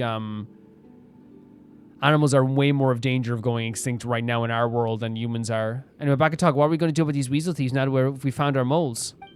If no one's got a better idea, let's just hand them over to the flagship. Treasure is a bribe situation? Whatever. Since they're giving it to us, we might as well take it. Well, they seem sorry at least. Let's set them off the hook this time, Water. But not because they give us treasure, of course. I mean, maybe a little bit. Open the treasure chest? That's a part of the quest? So shiny. Catch up with the weasel thieves again? This is such an interesting quest. Look at all these little creatures. Oh, it's like a broken down machine. It really is. Do you have to climb up here? Investigate the surrounding area. I think she's a weird kid, but she's a funny kid. You know what I mean? She's the kid that like the other kids won't understand, but like she has like a lot of fun amongst herself. You know, I feel like that's the way to look at it as well. And she will find people that adore her too. We adore her, you know. But you know what I mean? Like I'm talking about terms like there will be people who are like, oh, she's weird, but like then she'll find that friend that's friend for life. You know, she will. And she's found these animals. Like, look at this. Like, you know, she's maybe weird, but she's got all these, like, she's got this love for these creatures, you know? That's already makes her an amazing kid. I guess the Weasel Thief Big Boss are trying to copy the big guys and make the Molly family their flunkies. But just like how those big guys failed, they probably didn't get their way either. Those weasels have messed up the Molly Valley, and now the Molly family are hiding in a hole somewhere. It's probably not best to expect too much from moles. They relied on humans for that as well. Well, they're just sniffer moles after all. And if we look at this differently, the Weasel Thieves only got their hands on the most dangerous machines because of humans. It's only right that humans should clean up the mess the others created. Molly Valley once again belongs to Grandpa Molly and his family. As you agreed, here's your Mora. No, keep it. Thanks, no. Might as well give you this as well. Helga said fiction mustn't find its way into her booklet, or she'll start getting hard to tell the truth from falsehood. I'm not sure it matters, even if false things contain some truth, don't they? Anyway, I'll see you around, Water. Little Miss Paimon is adorable. I'll come find you again at the Weasel Thief Bug Bosses try anything funny. Looks like our reputations are growing, Wander. Paimon really hopes these weasels don't try anything funny again. You take care, Oni. Safe travels, you two. Very adorable character. She is. Alright, still gotta hold that funeral. I wonder if we should invite the others from the Conch Gang. Tell me about the Conch Gang. We heard about the Conch Gang. Oh, would you like to join too? If you do, Jorv is the guy to ask. He'll be at the Speranza though. If there's gonna be a vote, Helga's not around right now, but that's fine. I'm sure Jorva will find a way. You know what I mean as well. Like I hope like what I say, like you know, oh, like she's a weird kid. I'm not being insulting. I think you guys know I'm not being insulting when it comes to like, oh, she's a weird kid, right? You guys know that like I say that with a with doting, you know, like with the idea of like she's adorable. She's a strange kid who like, again, it's one of those things where like, yeah, I'm trying to do all the quests like after we're like in their own video. Maybe I'll work quest in one video and stuff like this as well. But like that was one of those things where it's like it felt really silly to stop like doing a quest while this like while danger was still happening. You know what I mean? It felt very silly. Yeah, look at this is what the Fatui have done to this type of statue. Look at it, it's crazy. Like how like trapping this feels. It feels like almost like the Damselette is trapped here. But yeah, like I mean in a way that's like, and it sounded like I was like she has no friends, but I'm saying like, you know, usually weirder kids aren't understood by like all of their peers, but they will find the people that do understand them, and then they will be friends for life. But not only that, But it doesn't matter if people don't fully understand you, because she has a heart of gold. And even if she's still, you know, people say, well, she did just threaten some weasels. Yeah, but like, she is that kid that everyone knew, you know, that was like slightly strange, but never actually meant any harm to anybody. You know what I mean? Like the type of kid who like would say stuff like that, like, oh, like all the weasels are in trouble now, you know, like this weird phrasing and stuff like that. Like I don't think she has like a mean bone in her body. It's just that she is like she's learning about the world and she's expressing herself in her own way from what she's learned. Like, you know, it's not an evil thing or a bad thing. She's just like a very interesting weird kid. And I always say weird is good, by the way. I've talked about like Kuutar is like, you know, weird kid energy, the representation of weird kid energy, which is so good. Not weird kid energy, weird girl energy, I should say as well, because she's, you know, a freaking funeral director. Weird kid energy, that funeral director, you know. But you know what I mean. She probably was a weird. Well, we know she was a weird kid, right? As well. Oh my god. Adorable. Very adorable. I didn't mean to interrupt your snoring. No, that's not happening.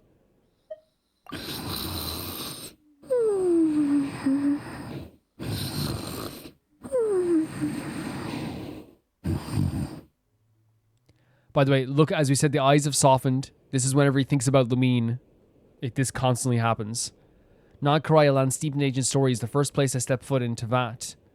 So it's literally like, yeah, this is it. This is our first place. And again, it's going to be hard to sleep after all the information we got as well.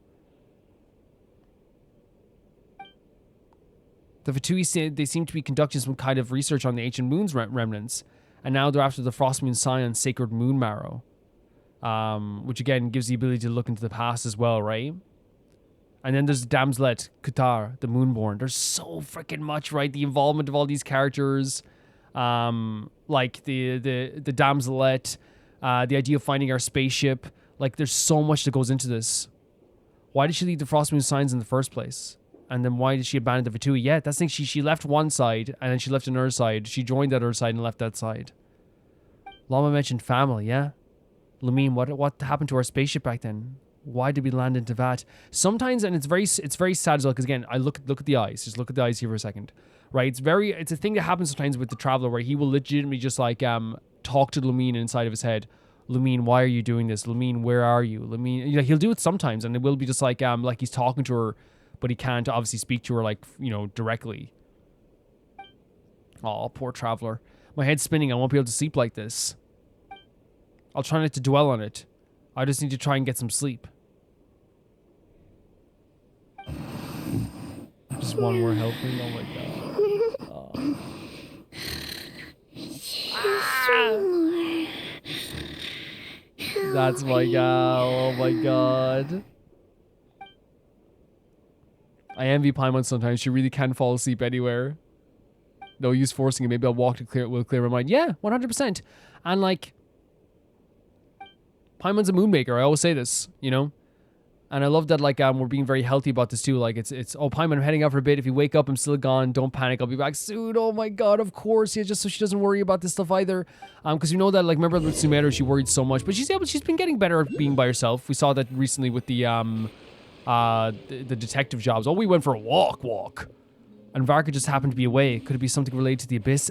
Where our mind's going 100 miles per hour. This is a walk. This is back where the Frostmoon Scions were. Can't think. It feels like there's something different about the abyssal phenomenon here. The one they call the Wild Hunt. Yeah.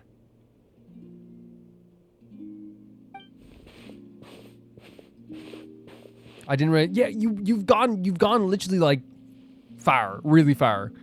Guess I should head back soon. If I'm gone too long, Paimon will start to worry. What's gonna happen? What's gonna happen?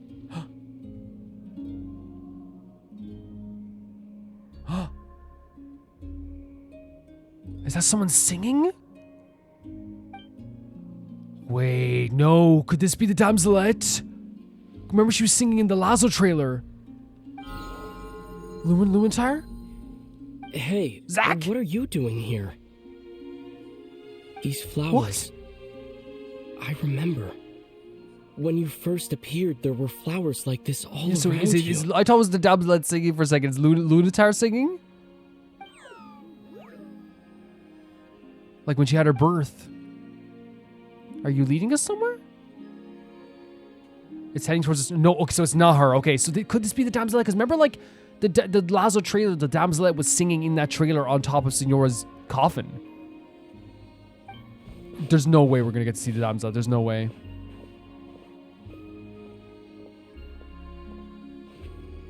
Are we?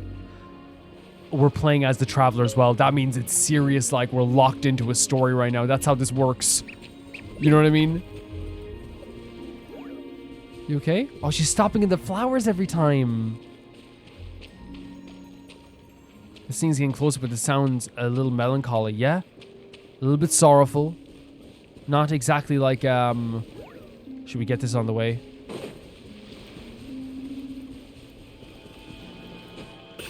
Unless that's where we're supposed to go. That would be horrible if that's where we're supposed to go. She's like stopping near the flowers every time.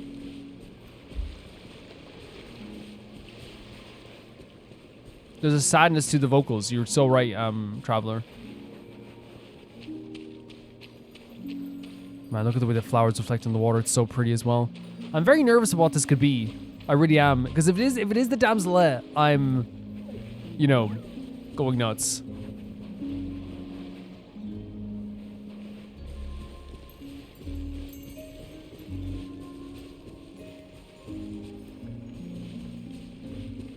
Oh.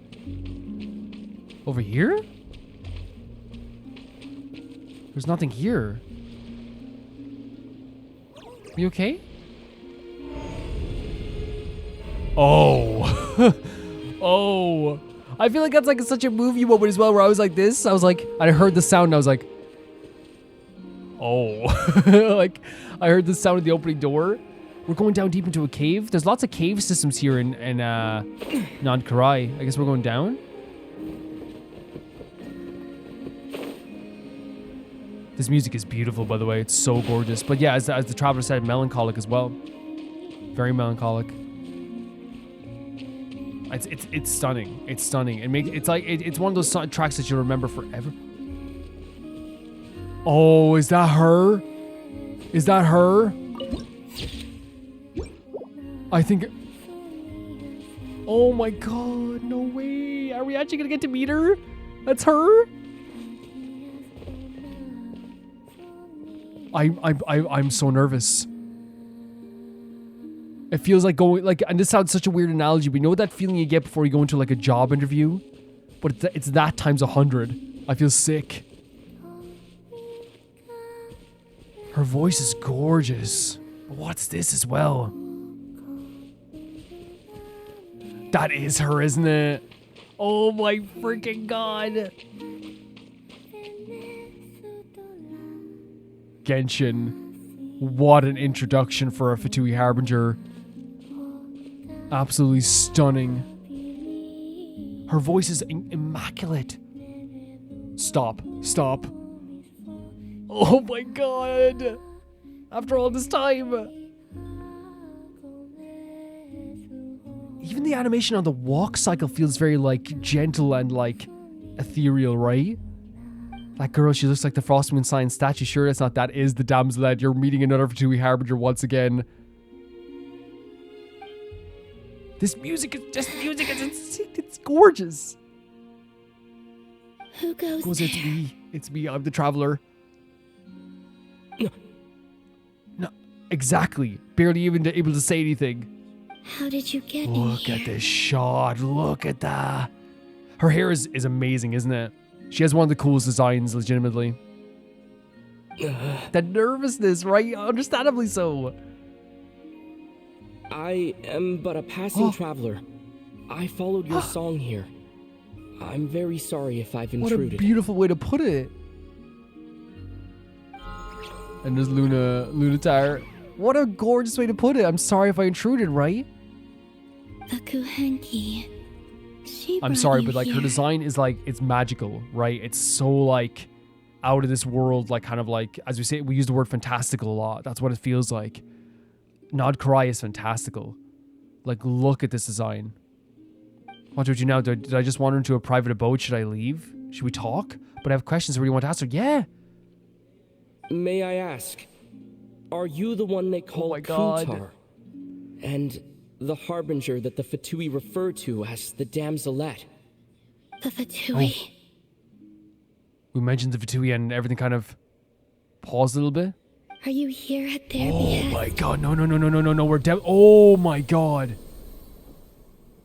She like turned all the flowers like crimson. No, it's definitely not that. It's definitely not that. What's going on? These flowers, did they just turn red? And a sudden sense of impending danger. She's a third ranking Fatui Harbinger. Legitimately, we're not here on the Fatui. We couldn't be further from that. Please don't get me wrong. I have no intention of doing anything Ever. for the Fatui. Look at this. What we're looking at right now. She turned all the flowers red. That's a great way to show how powerful she could be. I just wanted to ask you about Krai and the moons. The Moons again as well, but like still, that's how she reacted to Fatui. That's how she feels about the Fatui right now. She thought we were representing the Fatui and decided to get dangerous. Again, is every single shot here just like meant to be like a painting? Like, look at this. Do not believe in what you can see. What truly matters is what you cannot. So what we can't see is what we should believe in? And this is someone whose eyes are covered as well. The feeling of danger is gone because she no longer sees me as a threat for now at least. But yeah, no, it's a showcase of what she can do. You know, instantly. This isn't just some fairy in the forest. What do you mean? We're getting like full-on Zack conversations here. She's back to singing. Her voice is stunning. This is a scene I will never forget. I talk about this sometimes, but you know those moments that, like, you know, 20 years from now, you're gonna hear this song and you're gonna get chills. It's that type of thing. It's not even gonna be 20. It's gonna be like 3 weeks from now I'm gonna hear this and get chills. But you know what I mean? That type of thing. You know when like you remember something from like the example I give is like, say like when I like, it's not even 20 years ago, but like when I played Near Replicant for the first time like 4 years ago. Whenever I hear like Devila and Popola singing their song, it gives me chills and like sends me back to that place. And this feels like one of those songs. And she's going to answer. She doesn't seem willing to speak. Now that she realizes you're not a threat, she doesn't see the urgency, I guess. Let's give it another try. Listen, I'm the Traveler. I'm on a journey through the nations. Does she know we're the Traveler?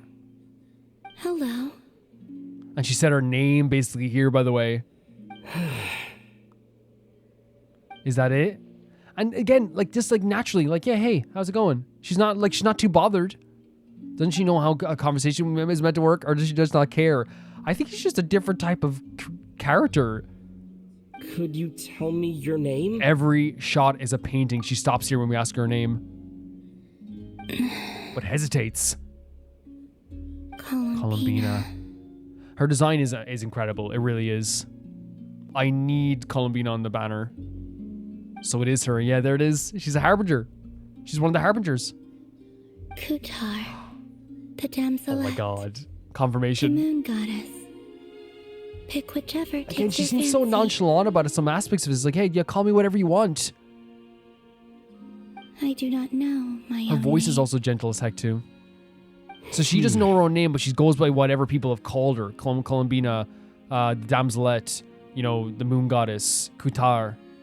We're all given names by someone else, but according to Llama, she was born in Tevat alone, so that must be why. Then, Colombina. We're getting a full conversation here. I'm amazed. Hmm? I'd like to ask about the Fatui, but after the way she reacted last time, I mentioned that maybe not. Lunatar is stepping in. This is incredible. This Kuhenki. This Lonatar. Did you bring her into being? Come here, little one. Little one. So she like she knows of she's obviously like very like close to them. The trace of a blessing, but So they not one were of blessed by mine. her. So maybe it's just like Loma said, a blessing from long, long ago. People always assume I can do many things. Assume I have done many things.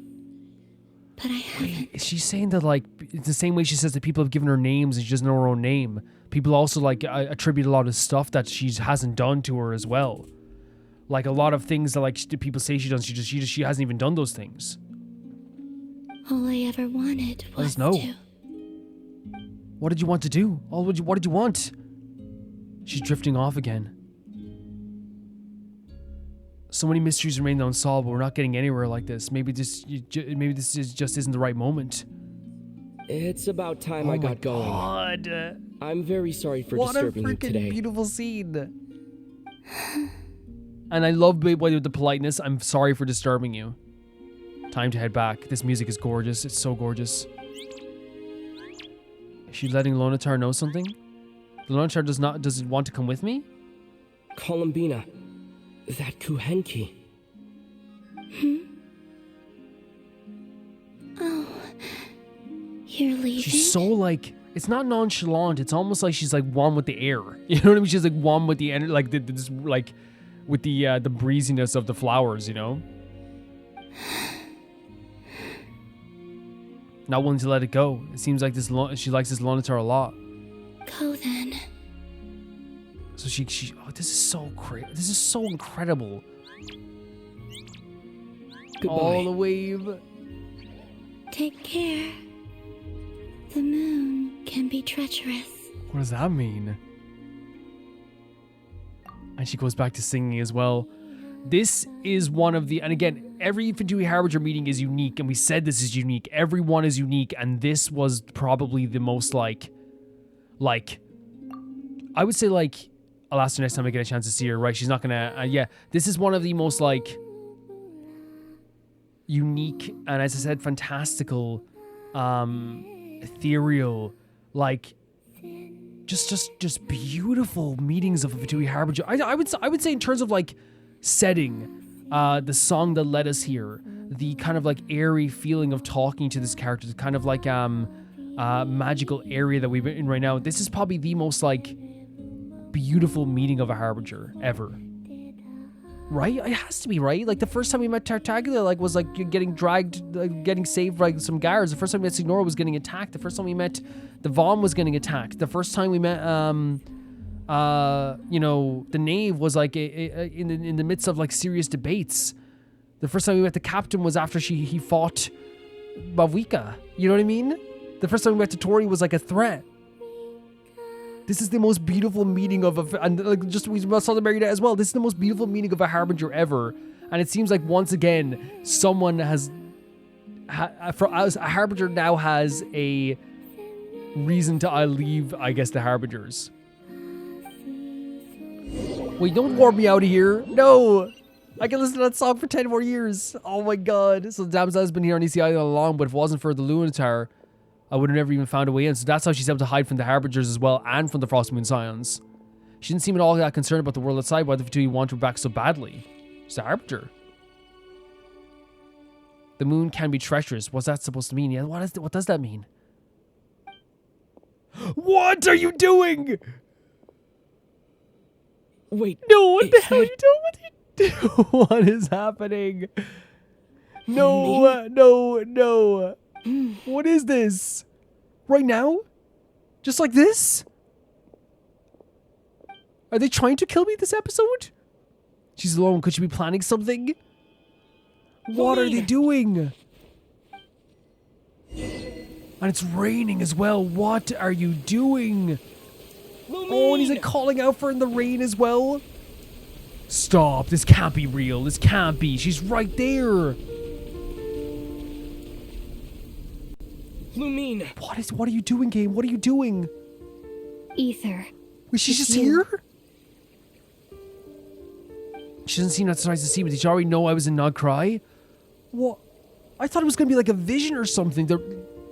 Right after we meet the Damselette, they put us right in front of our sister? Why are you here on Hisi Island? If I told you I was here in search of the Frostmoon Scion's sacred relic, what would you think? I don't think I'd be surprised. I wouldn't be surprised, right? We know the Abyss Order are here doing a lot of stuff here on this island as well. So it's not like I'd be like, oh my god, that's shocking, right? But it's like one of those things where like, you'd wonder why she's doing that then, you know? What the hell, man? Just having her show up in this moment like this is just like out of left field completely, especially since they just had like the big moment with the Damselette. I was expecting like to go back to Paimon and another wind down a bit before anything big happened again. So it means looking for the Moon Marrow too, but surely she can't be working with the Fatui, so what is she after? Like something to do with the Abyss Order again, right? Are you also here to uncover the truth about our past? Possibly. That's right. There we go. Oh my god, so it's the same thing we want. What happened to us in the past? How we came to Tevat? Why our spaceship crashed This is here? insane. There are things I want to know too. We're literally just standing face to face with our sister like this. So even Lumine doesn't know. So there's stuff that, yeah, we're both clueless about the same things. But I'm not about to sit around waiting for another 2 months to find out. Oh my god, she's going crashing in right now because she's going against her tradition. Wait. Wait? But I still have unfinished business. Yeah, but like they don't want this. That's the way to the statue of Kuutar, the Moon Maiden. Wait, so wait, what? No, frig, oh my god, why am I gonna, oh my god. The fact that Lumine and Ether are moving on the map together, we're walking together. She's like sinking into the map a little bit so she looks a bit smaller, like way smaller than us. Look at what we're looking here, Lumine and Ether together. Surely Lumine's not here too.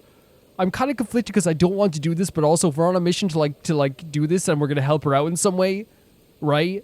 Like, or if we're gonna follow her, like at least we'll get to spend time with Lumine. You know what I mean? You know what I mean? I'm so. Was that abyssal magic? What did you do? Nothing. Nothing. Hold on a second. On like Ether's trying to get her attention as well. What's wrong? She's so serious right now as well. That's the Frostmoon Scion's sacred relic. We can't just Use it to get to the bottom of all this? She is so determined. She's so determined, but it's breaking my heart that he's just like, please just talk. Let's not do this. We should at least get their permission. Oh. You barely even know her, yet already you hold that moon chanter in such high trust. In fairness to Ether, like she's been very good to us as well. But like as he said in his mind too, you know, that's the thing. It's like you've also kept secrets from him as well. What do you mean? This music, oh my god. She told you that the seal can only be broken on Moon Prayer Night, when the flow of Kuvaki is at its peak, yes? Yeah? You heard all that? She was watching? Watch this. So how long has she been watching us? But she broke the seal. Oh my god. I'm overwhelmed right now. Get it now? She's been stalling for time. Do you think so?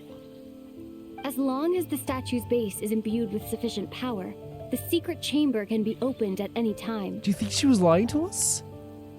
I don't know why Lumine would she has kept secrets from us before, right? But like I don't know why she would directly ever tell a lie to us, right?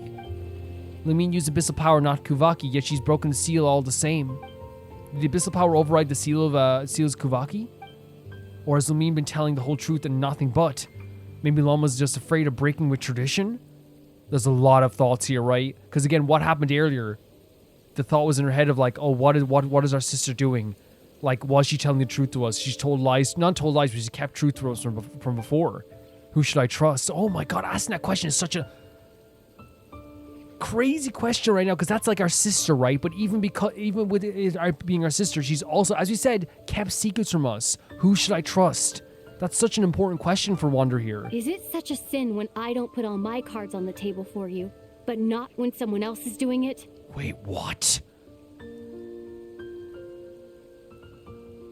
She's saying like, oh, so it's okay that someone else doesn't tell you the whole truth, but it's bad when I do it. It's not like that. This is such a hard scene to watch for some reason. No, not for some reason. It's like, it's the clear, like, mess that's going on inside of Aether's head right now. Is it? Lumine, you've got it all wrong. Oh my god, well, look what we're looking at. Look what we're looking at. Look at this. Are you kidding me? This whole time, I've wanted to ask you, what happened to make you like this? I admit, I've been having trouble accepting it. Right? But after all this time apart, I've finally come to terms with who you are. What? Willful side and all. Ether. I trust you. I still do. Through all the worlds we've traveled, you've always been there by my side. Yeah. If there are things you can't explain yet, I can wait. The journey goes on. My God, this little sweetheart. Are you kidding me? I'll wait as long as it takes. Stop. Until the day you're ready to talk. This sweetheart, this sweetheart. What a beautiful thing to say. Ether. Yeah, look at the smile on her face too. Probably shouldn't have said all that. Must have sounded super sentimental. What are you talking about? That's your sister. And that's the thing. There is a separation for over time, but it's okay to be sentimental with your sister. It was a very beautiful thing to say. It's a trust that you put in your sister. Hey, when you're ready to tell me all this stuff, I'm ready. And that took a lot to say as well, because you've had this torment for years in this game of, what is my sister doing? Why is she keeping this from me? It is such like a big step to be able to talk to your sister like this. But the truth is I bottled up for way too long. Yes, yes. I'm not looking to borrow the Moon Marrow simply because of our past. Okay. Holy, I cannot get over that we're looking at this right now, the two of them together. It holds answers about the very origins of Teyvat. Whoa. That's huge. That's huge. I've always believed that if you want the truth, you have to see the whole story for yourself. Yes. I'm not asking you to trust me, Ether. Just don't try and stop me. Are you kidding me? Like, look at his eyes. Look at his eyes right now. This dude is gonna follow you, man. Like, even if this is something that he doesn't fully agree with, you know? If this choice weighs on your heart, then let me go in alone. Forget this meeting ever took place. I just don't think that's in the traveler's nature. I don't think he's gonna let her go in alone. Bit late for that now. I can't believe they're having a full conversation. But maybe this is the chance I've been waiting for all along. Even if it fades with the morning light. Such a beautiful, again, a beautiful sentiment. Beautiful sentiment. I want to go with you. Come on, Ether. You sure? Yeah. He's sure. Then let's go. Oh my God. What do you mean? Does his sister reaching out a hand to him? It's been ages since we went on an adventure together. Stop. Stop it. I can't Stop. wait. When you put it like that, it just kills me. It has. They're going on an adventure together again, even if it's in this context. It's Really? beautiful. You think I'd lie to my big bro? Are you trying to murder me? I am going nuts right now. Are you trying to kill me? Holy freaking hell. Even if there is like secrets being held here, even if we are like, there's a bit of duping going on here, like I can't help but just be like absolutely engrossed. From what I understand, the path ahead is likely to be full of trials and Wait, challenges. no way. A deterrence against intruders, and a test for those who truly seek entrance. Sure. My heart's I doubt pounding. the two of us will have any problems. I agree. The two of them Still, together. If we get separated, Oh things my, could look at get this tricky. place. Best we move together and watch each other's backs. Watch Even it. the sound of your footsteps takes me Stop right back. it. Seize this. No, don't stop it, As a but warrior, stop. As a traveler, as my big Oh. brother. I need you to stop everything and keep going.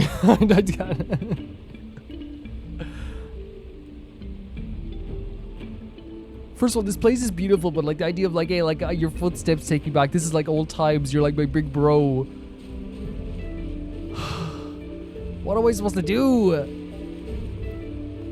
I have such an energy right now and such a feeling right now. If she was like, hey, we're gonna go like kill a bunch of people, I'm just like, you know what? Like, what can I do? I have chills all over. feel so emotional about this. Look at this beautiful place we're in, the tall trees and everything, the giant trees with all the does everywhere as well, the elk.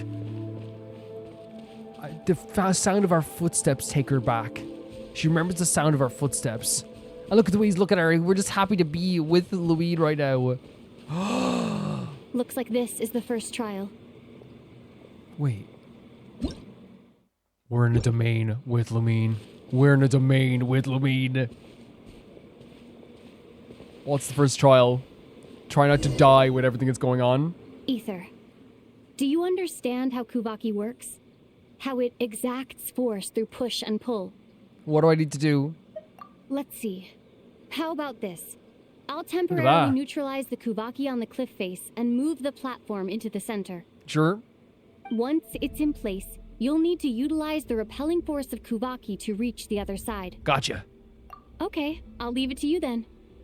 Honestly, can I be honest? Like, all I was thinking about was Lumine was talking to me, so I hope I got this. Like, it's one of those times where I admit that, like, maybe my mind was elsewhere, but I was like, gotcha. Like, I was like so in a trance.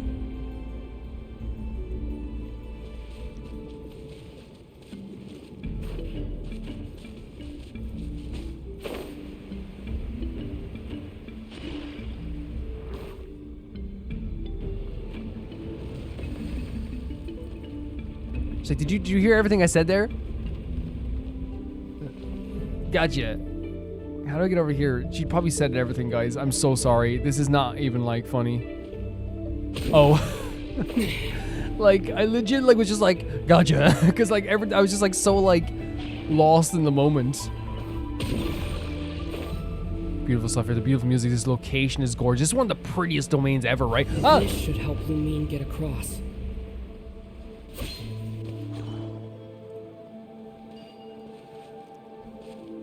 Did you fall? No. You sure? Yeah. No, this is a gorgeous location. I love the kind of, even like the night sky feels green as well.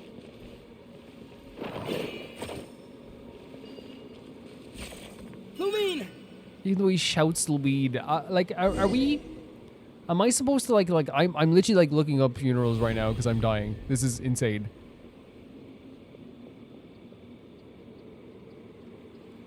We make a pretty great team, huh? Stop. Just like the old days. She's putting big emphasis on the old days as well, by the way, which is killing me.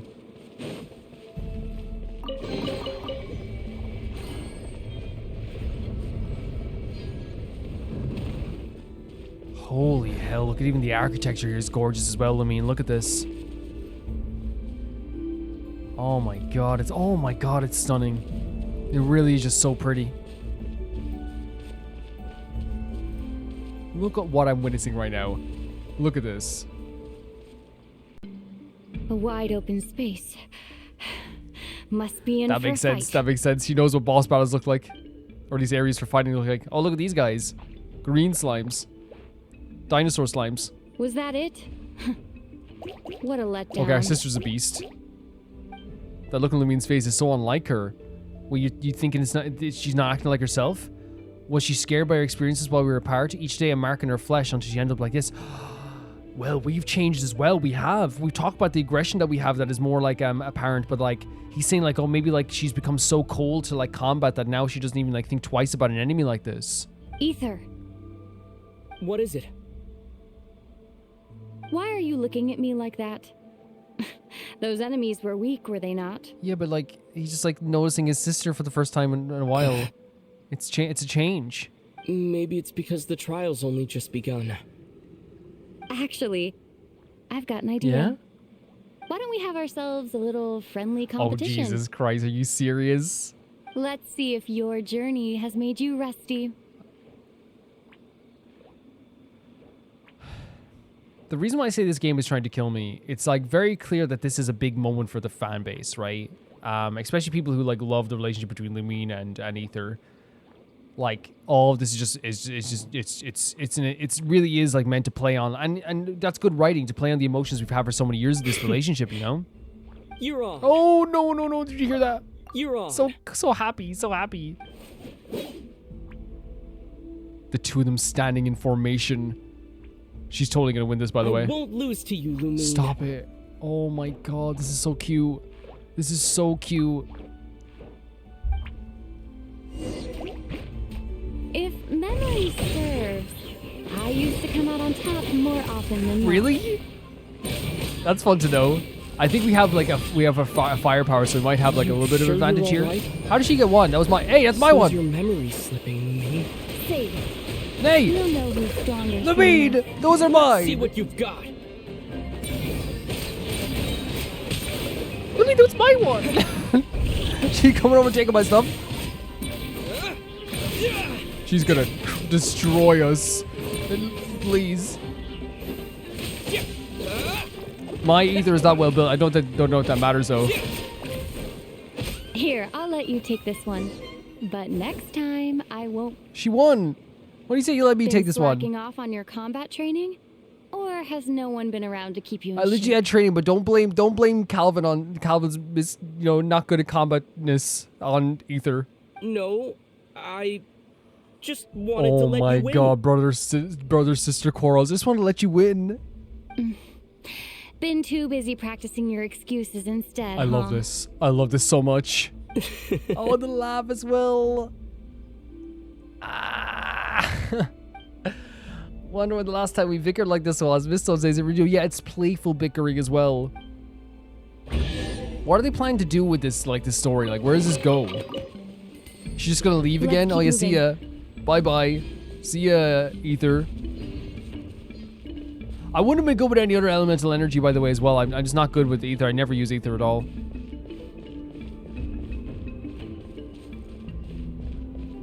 It's like, oh, let's have a friendly competition. Me taking out Vaughn.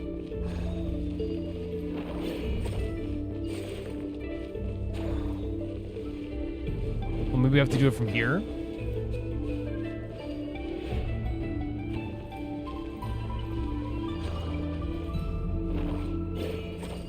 Yeah.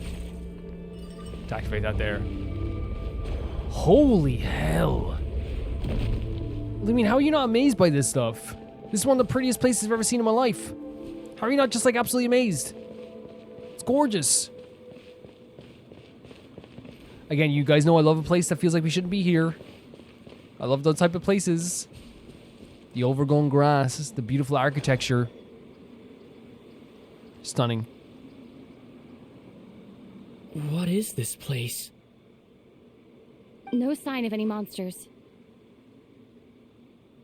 Feels like a ritual site. But something's missing. Is that like a reflection? Like you know, we've seen those type of things before. They're like portals around the world, but they weren't in this fashion, right? They were just like kind of like in a pillared fashion. It's a head. Inside that thing that looks like a mirror. I can feel it. Wow. Okay. But maybe it's sealed There's within. a puzzle there as well. Can you open it using Kuvaki? We could try. Apparently not. Do you think it might have something to do with the Frostmoon Scions bloodline? Oh, you have to have someone in the bloodline of the Frostmoon Scions, maybe? Laughing? It's a joke? Lumine? If this is about strength of blood, what could possibly stop us? Jesus, Lumine. That's a I don't know, crazy phrasing, Let right? me give it a try. Why don't you check around for other clues?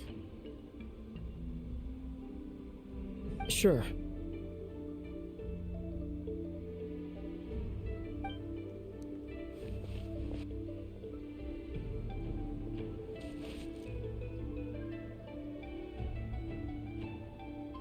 Like talking about her strength as well. I suppose like she's using abyssal power here as well. You noticing something? So the abyssal power is able to bypass some of this stuff here, it seems like. Found it. This should do the trick. Yeah? Okay. Just like that?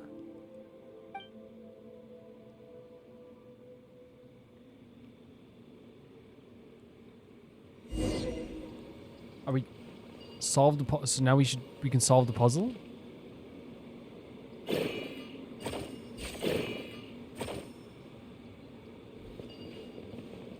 Oh, we have to move them all to one side, basically?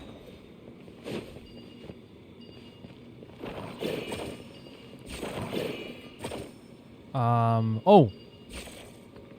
Just that.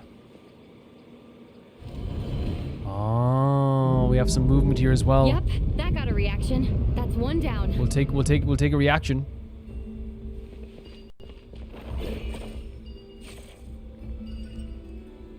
But we need 4 of these? Nicely done. Is that it?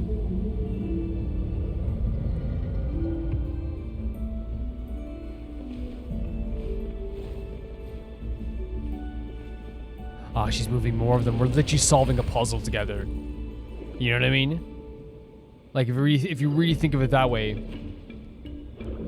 Lumine and Ether are solving a puzzle together.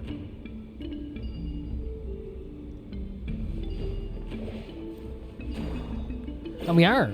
Like, that's what's happening. We are solving a puzzle with our sister. You've got this. One more to go.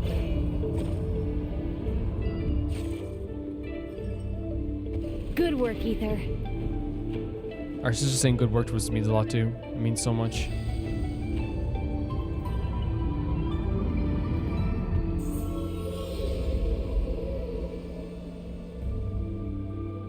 The door's open.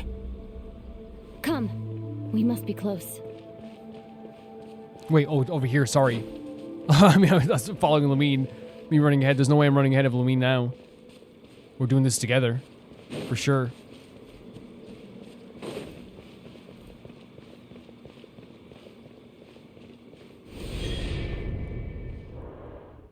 Stay on your toes now. Have you considered that I might be the more experienced between us? Is that Oh, so? the little bickering in as well. I'd say like they have like equal experience but in different ways, right? You know what I mean? Being like a member of the Abyss Order So, would probably give you a lot of stuff. will you be heading off again after we're done here? Maybe. Maybe not. Maybe not. Another cryptic response. Yeah, Don't worry about things that haven't happened yet. I suppose. Look at them floating together, brother and sister. But he's worried about her leaving again. He's, you know, At again, the these end moments are of all amazing. this, what do you think we'll find? Whatever it is, we can handle Jesus, it. look what at this about scene. the end of our journey? That's not something we need to worry She about. keeps right saying like, now. don't worry about what we haven't seen yet. Don't worry about the future like that. This is incredible. So incredible.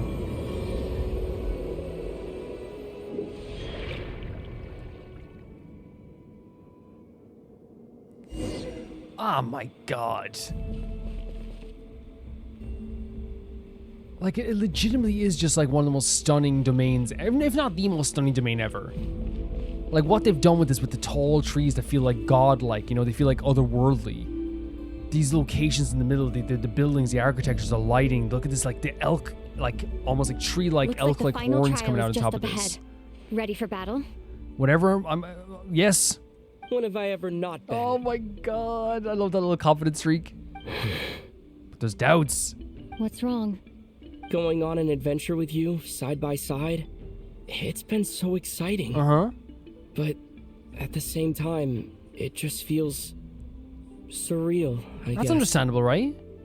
Maybe because it's been so long. You know, this is only the second time we fought together since the day we both woke up in Teyvat. Yeah. Maybe that's it. Ether, let the light of our blades come together once more, just like they did in the past. She's doing a lot of reassuring here, right? She's doing a lot of reassuring. What do you mean?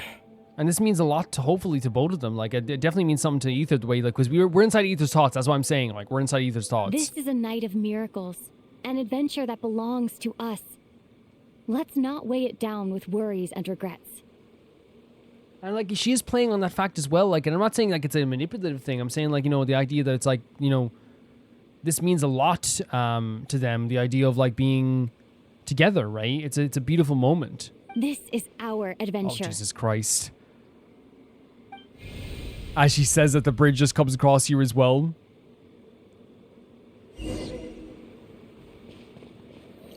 There she is. Yeah, no, this is a beautiful location here. Yeah, like, she's definitely, like, referencing the fact of, like, hey, like, enjoy everything for now. Don't think about the future. This is our adventure right now at this moment. When we were asking the question of, are you going to leave or not, you know? Which is a very important question for us, you know? It is. Here goes nothing. Prepare Oh, for you're battle. cool. Stay focused. Dodge its attacks.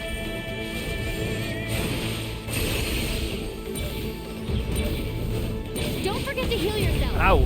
Oh, with these? Lamine, I think you're doing the heavy lifting here, if I'm being honest with you. She's using, it's so crazy that we're fighting on someone, aside someone using, like, abyssal power as well, though. Wait, what? What do you... No way! Together? That is amazing. But, like... No, I can't. I cannot. A duo attack. Are we using abyssal power together? Time for the finishing blow. That is incredible that they have a duo attack. Are you joking me? Stay focused. Dodge its attacks. Let's go. Like, I'm never gonna get over this. A duo attack with the twins.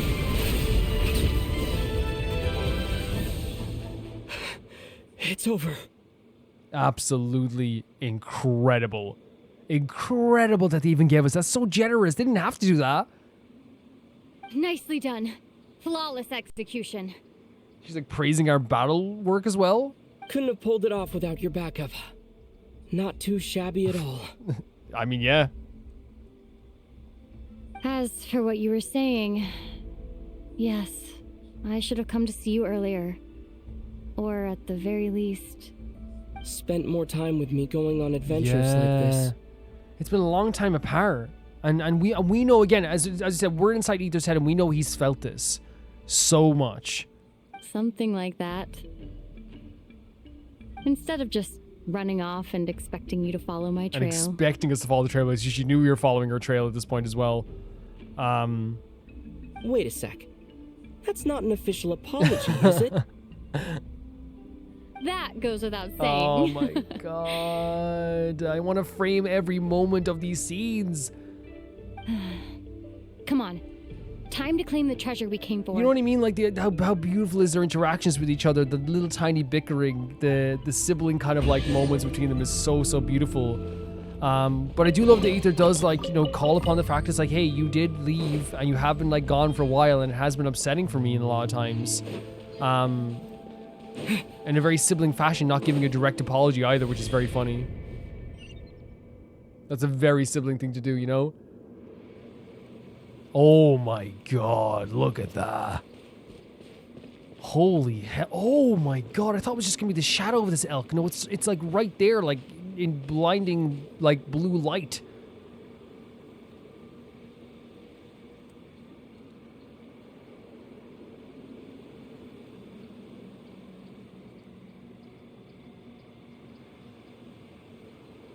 So this is the Moon Marrow.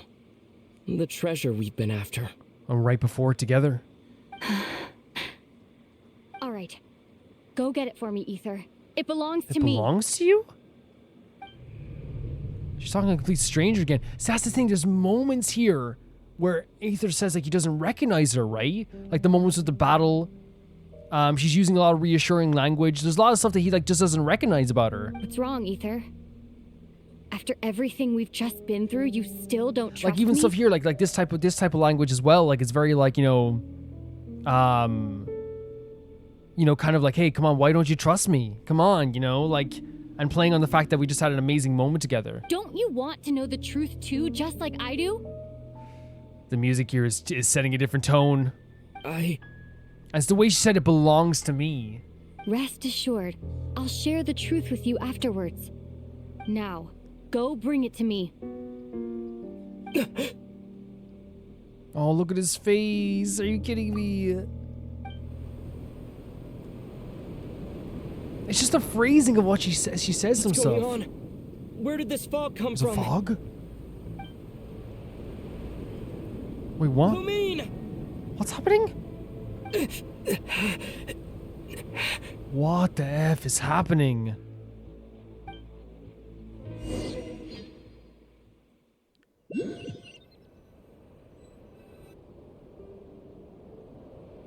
Wait, what? Lumine!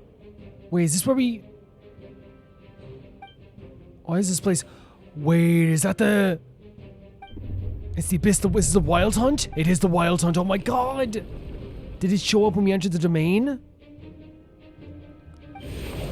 Oh my god, it's Flynn's! Oh my god, of course, like the line between them and... Oh, he looks so cool there. The line between the wild hunt and civilization.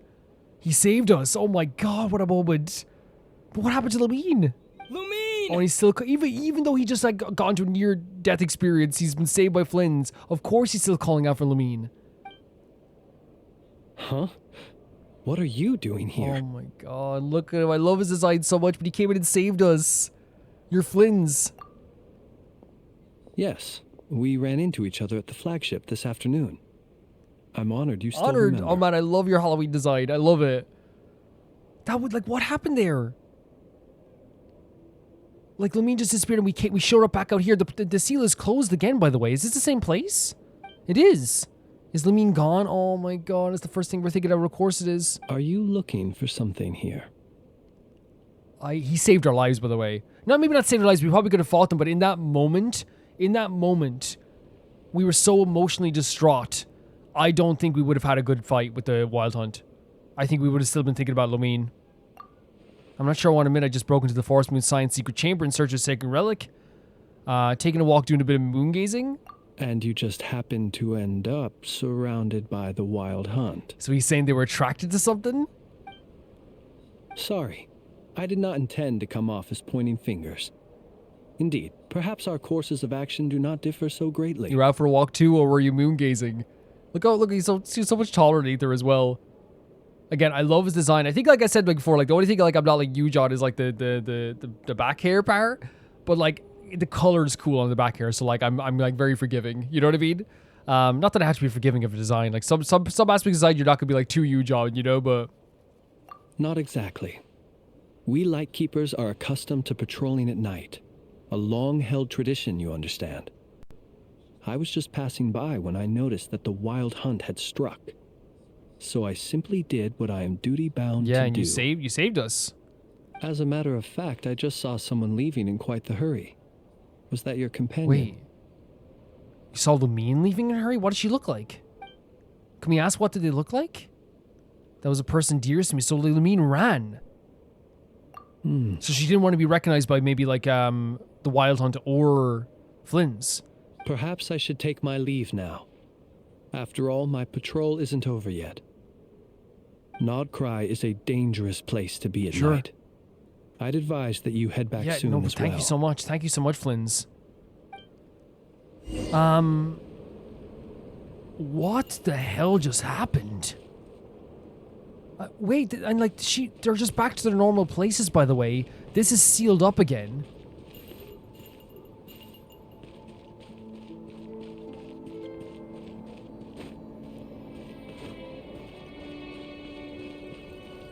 Like, what can you even say?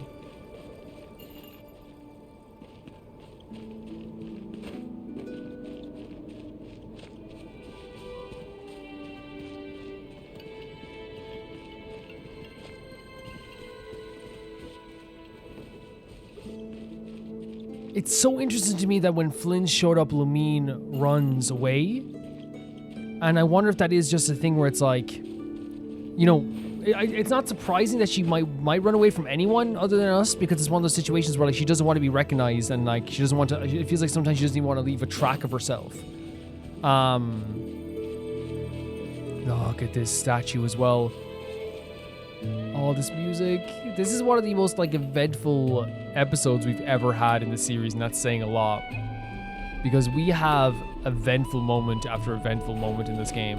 It's a constant, like, you know, like it's one of the games that just has like just these big moments that like will always surprise you. But this was just like such a like powerhouse of emotions and feelings that were happening that like I think it was just like so crazy what they're able to do here.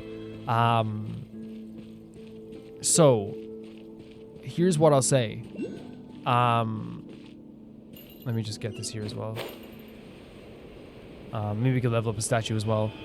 I'm going to talk about all the stuff that we've done in this episode, well, guys. And again, like, it's like one of those things where, like, I know I'm probably going through, like, I'm not going to ever apologize for that, like, the idea of going through the game slower than maybe some other videos might be, but, like, I'm living in this world. I'm not just, like, doing the quest. You know, we are doing the quest, but I want to live in this world and live in this experience and take my time as much as possible. Not that other people, by the way, aren't taking their time. Everyone just has different pacing. I just want to say that, too, because I'm never going to insult another creator and how they do things. Should we go to the statue over here and see if we can, like, level it up? I don't think we will be able to. I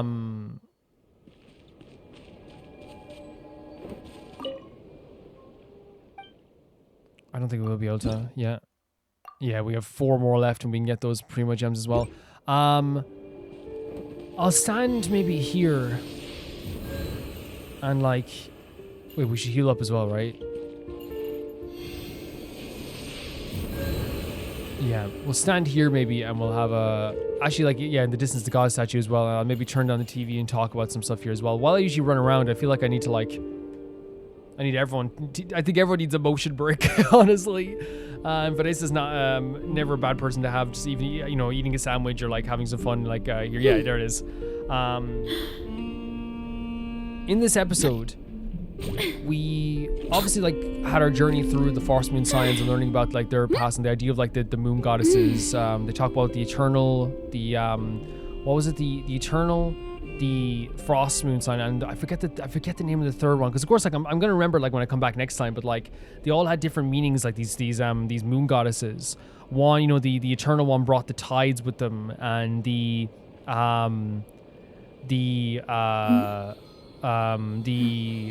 frost one was the one that has is like a lantern in the night, this light in the distance, this light in the dark that is able to guide the way. While the third one is very mysterious and no one really knows where they went or what they were doing. And we also thought like, well, how could this relate to the Crimson Moon? Which is another interesting thing. Yeah, like how could it relate to the Crimson Moon?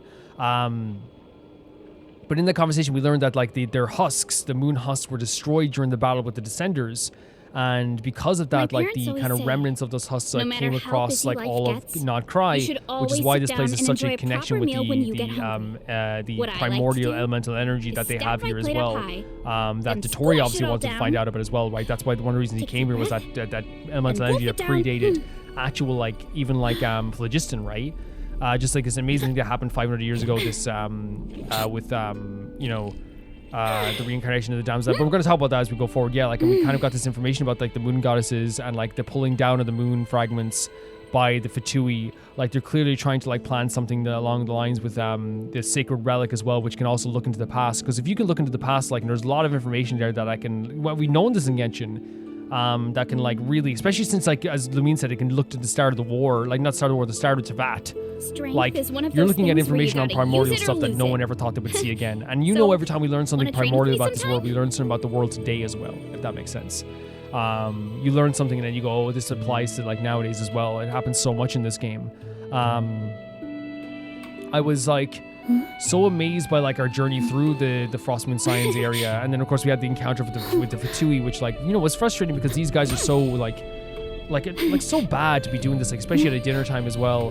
But I think it's interesting as well that like they brought up the ideas of trust that we have here as well. And to me, like the way I go about Genshin is like, you know, when it comes to either trusting Lumine or trusting Llama, is the way I look at it is I don't ever come into a feeling of distrust. There's always a feeling of like that goes into managing an orchard. Looking out for some stuff we can doubt, but I will always like, you know, try my best to like give everyone the benefit of the doubt we can as characters. But she told us that we're going to have to wait a bit before we can get information about the sacred relic or pull out the sacred relic and get information about her past and her spaceship, and that's what we want to do, is get information about her spaceship and stuff like that. But we can't do that. She said we're going to have to wait 2 months. But later on, Lumine kind of proved that this wasn't maybe true, because with abyssal power, she was able to open up this door. But now I'm wondering how much of that was like, I'm not saying real and not real, because a fog came across us at the end there, and then we were back in the same place, and everyone was just in their regular place as Flynn saved us, and somehow the Wild Hunt was attracted to us as well. After all of this, like these moments that we found out with the goddesses and the connection to the goddesses, and the idea we found out also about the idea of the reincarnation of Kuutar. She was 500 years ago. They found the reincarnation of Kuutar, but at one point she left the people of Krai because she felt the Frostmoon Scions just felt like they were too greedy, and at that point she went somehow and joined the Fatui Harbingers as Colombina. We don't know how that happened. We don't know why that happened. But now we know that she's on the outs with the Fatui Harbingers, to the point that like when we met her in that beautiful sequence, by the way, one of the most beautiful scenes we've ever seen in our lives, by the way. And I'm saying that for you as well. I'm speaking for you guys. I don't think anyone will disagree.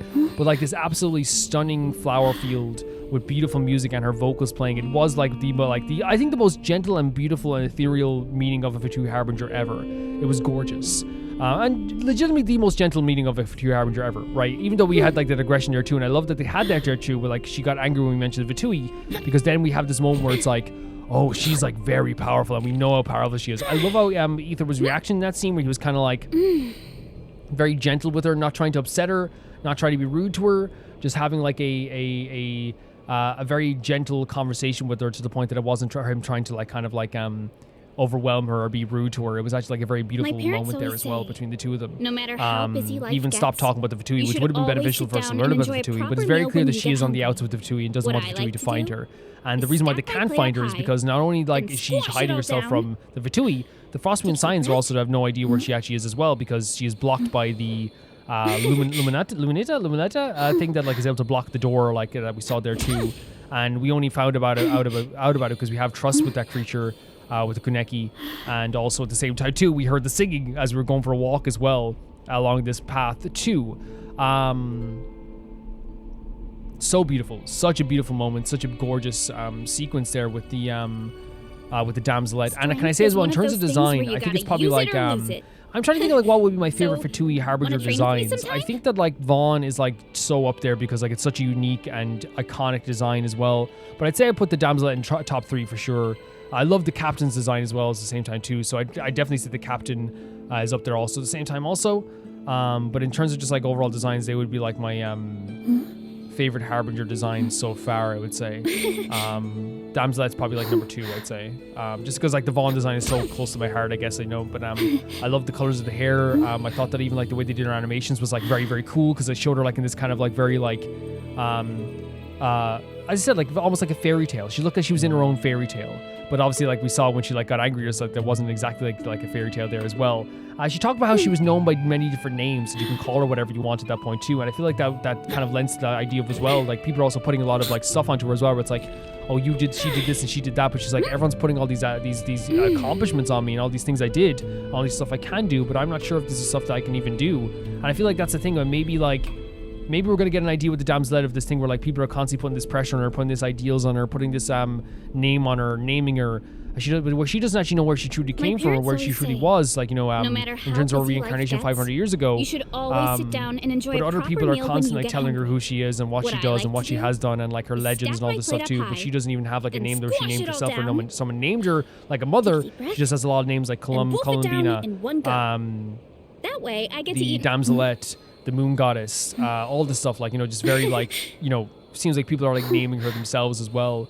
But a very beautiful moment, and she kind of even says to us as well, like, that I think what she said, the moon was dangerous, like the moon could be dangerous, and we don't know what that means as well, what she said there. But again, one of the most incredible moments in this game, such a great introduction, the most gentle and beautiful and gorgeous introduction to a Fatui Harbinger ever. And that's not saying the other introductions are bad, by the way. Everyone was different. That's why I love with the Fatui Harbingers. They all have a unique introduction. Technically, in our game, our introduction to Vaughn was him nearly destroying us before Yaimiko showed up. You know what I mean? Like that type of thing. Our first meeting with the Toy was him walking down that ramp in Sumeru and threatening us. Like, there's so many different meanings. It's the first time, like, I wasn't, even though it was a threatening aura that she had as well when she turned all the flowers red, it's the first time I think when we met a Harbinger, that we've known they're a Harbinger, by the way, because I didn't know Tartaglia was a Harbinger before we met him, but it's the first time I feel like when we've known and met a Harbinger that I've actually felt like a very, like, this beautiful magic to them more than, like, a terrifying fear. Obviously, there was fear as well, but, like, there was more, like, a beauty to it as well, like, the whole sequence. We then saw our sister out of nowhere. Like, it was just like this, like, such a shocking moment to happen because, like, usually when that happens, it's like she shows up at the end of a quest, gives us some information, leaves, and you're like, okay, she's gone. But in this case, we got to go on a whole journey with her. Now, we did notice, like, there were, like, from Ethan's perspective, this is the first time we've been with her for, like, a prolonged amount of time. That could mean two things, by the way, what he was saying, like, oh, this is different, and she never acted like this before. It could mean two things. He doesn't truly know her as well as he did before because now there is years upon years of them being apart and they've gone on their own separate journeys and done their own different things. She does not know him. He does not know her as well as he did before because she is a different person now. She's gone through different experiences. You could also say as well there's a thing where like, I was thinking as well, like maybe there's like a thing where like she's like some like illusion of some kind. I thought that as well as 1.2 because like he's saying like, why is she acting like this? Even the thing she said at the end, it belongs to me. Even like Abyss Order Lumine never really talked like that, so that's why I was thinking like, why did she mean that belongs to me? Is it something that like was from her past? Who knows? But she said to us that she was also trying to explore her past and find her past and said not to trust Llama because look what I can do. I can open up this doorway as well. And we had this beautiful sequence with Aether and Lumine that was like so meaningful to me and so beautiful. Having them walk along together, have this great time together, and I genuinely was just like so in love with that sequence. I really was. To the point that like I was like overwhelmed and like excited every moment and going crazy at the bickering, at the fighting together, at the double team attack. It was all just some like beautiful thing. Varesa's been making me hungry for the past like I'm taking a break after this anyway before I record something else, so I'll just get like a little snack. But yeah, just stunning, absolutely stunning stuff that they're able to showcase in this game. Like it feels like it's going to feed people for a while, but obviously I think what was so beautiful about it as well and realistic about it as well is that while we had these beautiful moments with Aether and Lamine together, they also did this thing that was really important, which is show like some downsides to it, which is like, that's not like her, that's not like her. Oh, why are you saying this, Lamine? Because while like we're all hoping for this big happy reunion, I think they're also trying to tell us as well, and I don't want to say this because I don't want to say, you know what, like, it's something we're all thinking about, but I feel like we don't like to say it sometimes. It's good, like we want the reunion between the two of them. But it could be, again, it could be two things. It could be a few things, right? She's not her usual self. It's some sort of illusion or something like that we saw as well, because she disappeared in the fog at that point too. But then Flynn saw her as well, so I don't know. Did Flynn saw her as well? Or it could be a thing where like, we have to understand that like, because she's so different, that we're never going to get our sister back from when before, from 500 years ago. Down in one go. We're never going to get her back. That way, I get to eat my fill without wasting too much time. I know it sounds horrible to say. I made myself feel sick, so like I actually might even put like a timestamp so like we could skip that. But I'm not saying that we won't get to reunite with her, by the way, but I think it's the same with Aether and Lamine. They both changed so much and their characters have developed so much that they can never be the same exact person they were 500 years ago, and that's just something we have to come to terms with. We're going to get a reunion between these two where like hopefully at the end of this game where like we're going to get to see them like hopefully being able to like be in harmony with each other and living with each other and doing stuff like this and going on journeys together, right? I'm so hopeful of that. But I think we just need to also come to terms with the fact that it is a situation where they are not the same exact people that they were before. And they never can be. Yeah, an amazing situation. And then Flynn showed up and saved us and said that she ran away, which makes sense that she would run away. But yeah, there's so much stuff going on here in terms of lore and story and all this stuff that it's actually like really incredible to me. All the stuff they're able to pull off here. I'm so blown away by this. And we're not even done. We're not even done Act 1. Like that would I'm saying this right now. This is a long act because that would usually be like end of Act 1, right? To me anyway, it would be the end of Act 1. But as I said, I'm taking my time. When it comes to this mission here, as I said, there's 11 days left, basically 12 days left. So the idea behind this thing here, by the way, is I'm doing this after Act 1, as I said, because I know it sounds weird because they say you can do it after Act 2 and unlocks after Act 1. I've been told that it doesn't actually interrupt like it might interrupt the flow, but it's the only way I'm going to get to do this while also like taking the time that I want to take. Some people might say just stop yapping so much. Well then, just ask me to die. I like yapping, I do. And I like talking with you guys about this stuff as well. Okay, so that's going to be it for this episode, guys. But before we go, I want to say as well, look at this.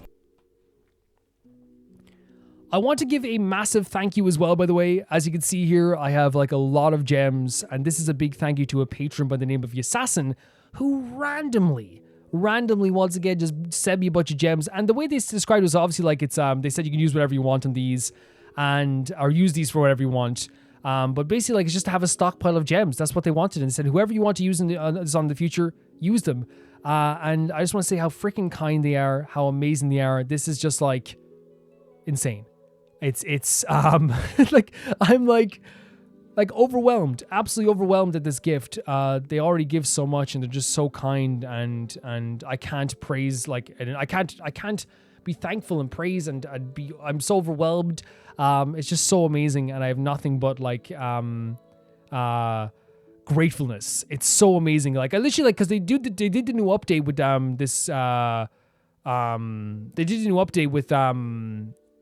Genshin, and now what happens is you don't have to open up the app to get your gems anymore if you get gifted gems. So I just booted up the game last night to do some dailies, and I saw it came up, and I was like, what the hell?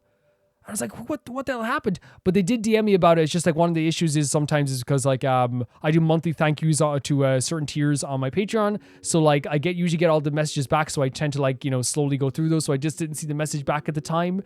But I found out now and I saw it and I was like, oh my God, that's incredible. And I am so very, very, very thankful for that. Yeah, just so thankful for that. More Honka Star Rail tomorrow as well, by the way. So thank you so much to Tyfire2, Jamie Bull, Johnny the Banana, The Ghosting Nizuma, Felicius Felix, Ewald, Radish Adusta, Lynx Markey, Assassin, True Peanut Butter, Peter Shelson, Leon, High Casparian, Jared Beanham, at the highest tier by YouTube, Royal Gear Gamer 7, and Blasco. And if you want to become a member or a patron, you can check in the description below. It's very, very, I'd be very grateful if you were. And thank you so much.